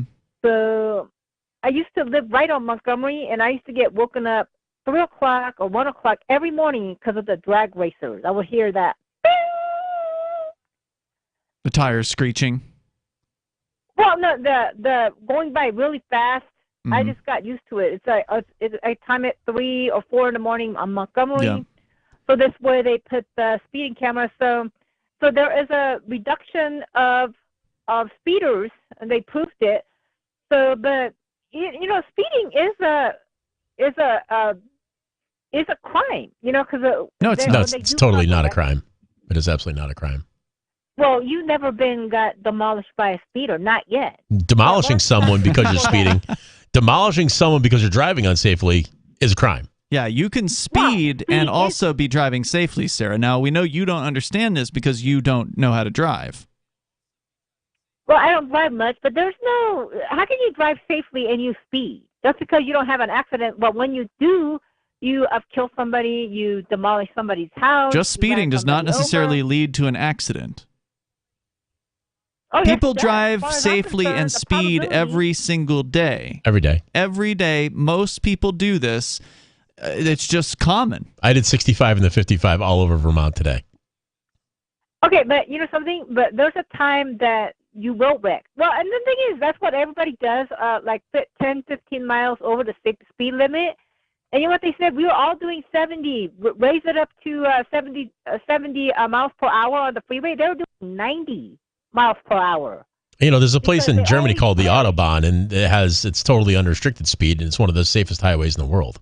Why is that? Oh yeah, you know what? They get decapitated. Why is that? Getting a driver's license in Germany is an arduous task compared to here. There's a lot of driving skill that's required to show.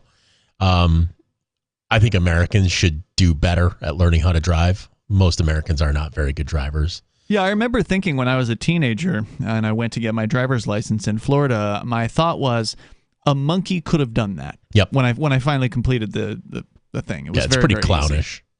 It's just another way for government to take money from people. They don't really care if you actually are competent at your... So you think that's the reason why the Autobahn is so safe, is because German drivers are better educated? They're typically driving better cars, for one. They're driving BMWs and Mercedes and simply better cars than American cars or Japanese cars. For two, they know how to drive the car.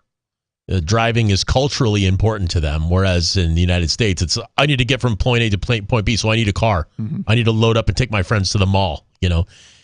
In Germany, the culture of driving's kind of a more heralded thing, and they take learning to drive very seriously. Most Germans are going to be a better driver than the average American any day of the week. Thank you, Sarah, for the call tonight. The number here is 603-283-6160. So if you want to weigh in here on any of the things we've discussed tonight, you're welcome to. There's one other aspect of the Russian takeover of the eastern part of Ukraine, as we were discussing earlier with the referenda that had been voted on a couple of weekends ago, now being put into place officially by Putin, signing the documents, making it a done deal, apparently, at least according to Russia. Now, Ukraine and the Western world are going to ignore that, and they're going to continue probably warring over that particular territory. But as of now, Putin has announced that they are transferring Europe's largest nuclear plant, in the midst of all this concern about European power this winter. They're not able to get the gas that they previously were able to from Russia. And now what's happening is Russia now has control over the Zaporizhzhia nuclear power plant. Europe's largest nuclear plant was located in one of those areas of eastern Ukraine that is now considered, at least by Russia, to be Russia. So that's going to make life even more difficult for anybody that was receiving power from that plant. It will be operated by Russia's state-owned nuclear power giant Rosatom. For now, it will continue to function under Ukrainian-issued licenses until Russian equivalents are obtained, according to the presidential decree issued on Wednesday. This story from RT.com. The move comes as Moscow finalizes the accession of 4 formerly Ukrainian regions, which we were talking about earlier. And we talked about the votes that the West is calling sham votes. In recent weeks, the power plant had been subjected to repeated missile, artillery, and drone attacks attributed by the Russian military to Ukrainian forces. So their claim is the Ukrainians were attacking their own facility prior to it falling under Russian control, as well as being targeted by saboteurs in apparent attempts to seize the facility from Russian forces. Kyiv, along with multiple Western officials, however, have been blaming Moscow for shelling the nuclear facility that it controls. These are the dumbest things I've ever heard. That just sounds so stupid to me. Yeah, the finger pointing is so dumb. And I can't imagine, with the whole pipeline thing, I can't imagine Russia bombing their own oil delivery pipeline. It doesn't make any sense. Yeah, it really doesn't make any sense. Actually, there was another story about the Nord Stream 2 pipeline. Apparently, there was a second, what they call string pipeline down there that did not get damaged during the attack. So they're saying it may still be possible for Russia to supply Germany with that natural gas that's in the other pipeline. So it's not completely demolished. Is that what they're natural gas? Yeah. I think it's liquefied natural gas. So I'm not 100% sure on that. But that's what's down there. It's some form of natural gas in that pipeline. So apparently there is still an operating pipeline down there. It wasn't totally demolished by this sabotage. I mean, some of it was destroyed, but the secondary stream or whatever is still down there. But again, it would still require the German government to say yes. Basically, to flip the switch politically and say, okay, we do want to be warm this winter after all. We'll take the deal. Could you imagine if people just owned those pipelines and they wanted to make money from each other and get goods and services back and forth? They would just do it. Right, without having to go through government first. No governments. We just... Let's all be warm. Let's buy some fuel from each other and be warm. The Zaporizhzhia plant was seized by the Russian military early in the ongoing conflict. Until now, however, it has remained under Ukrainian management. Russia sent troops, of course, as you know, back in February, citing Kyiv's failure to implement the Minsk agreements designed to give the regions of Donetsk and Lugansk special status within the Ukrainian state.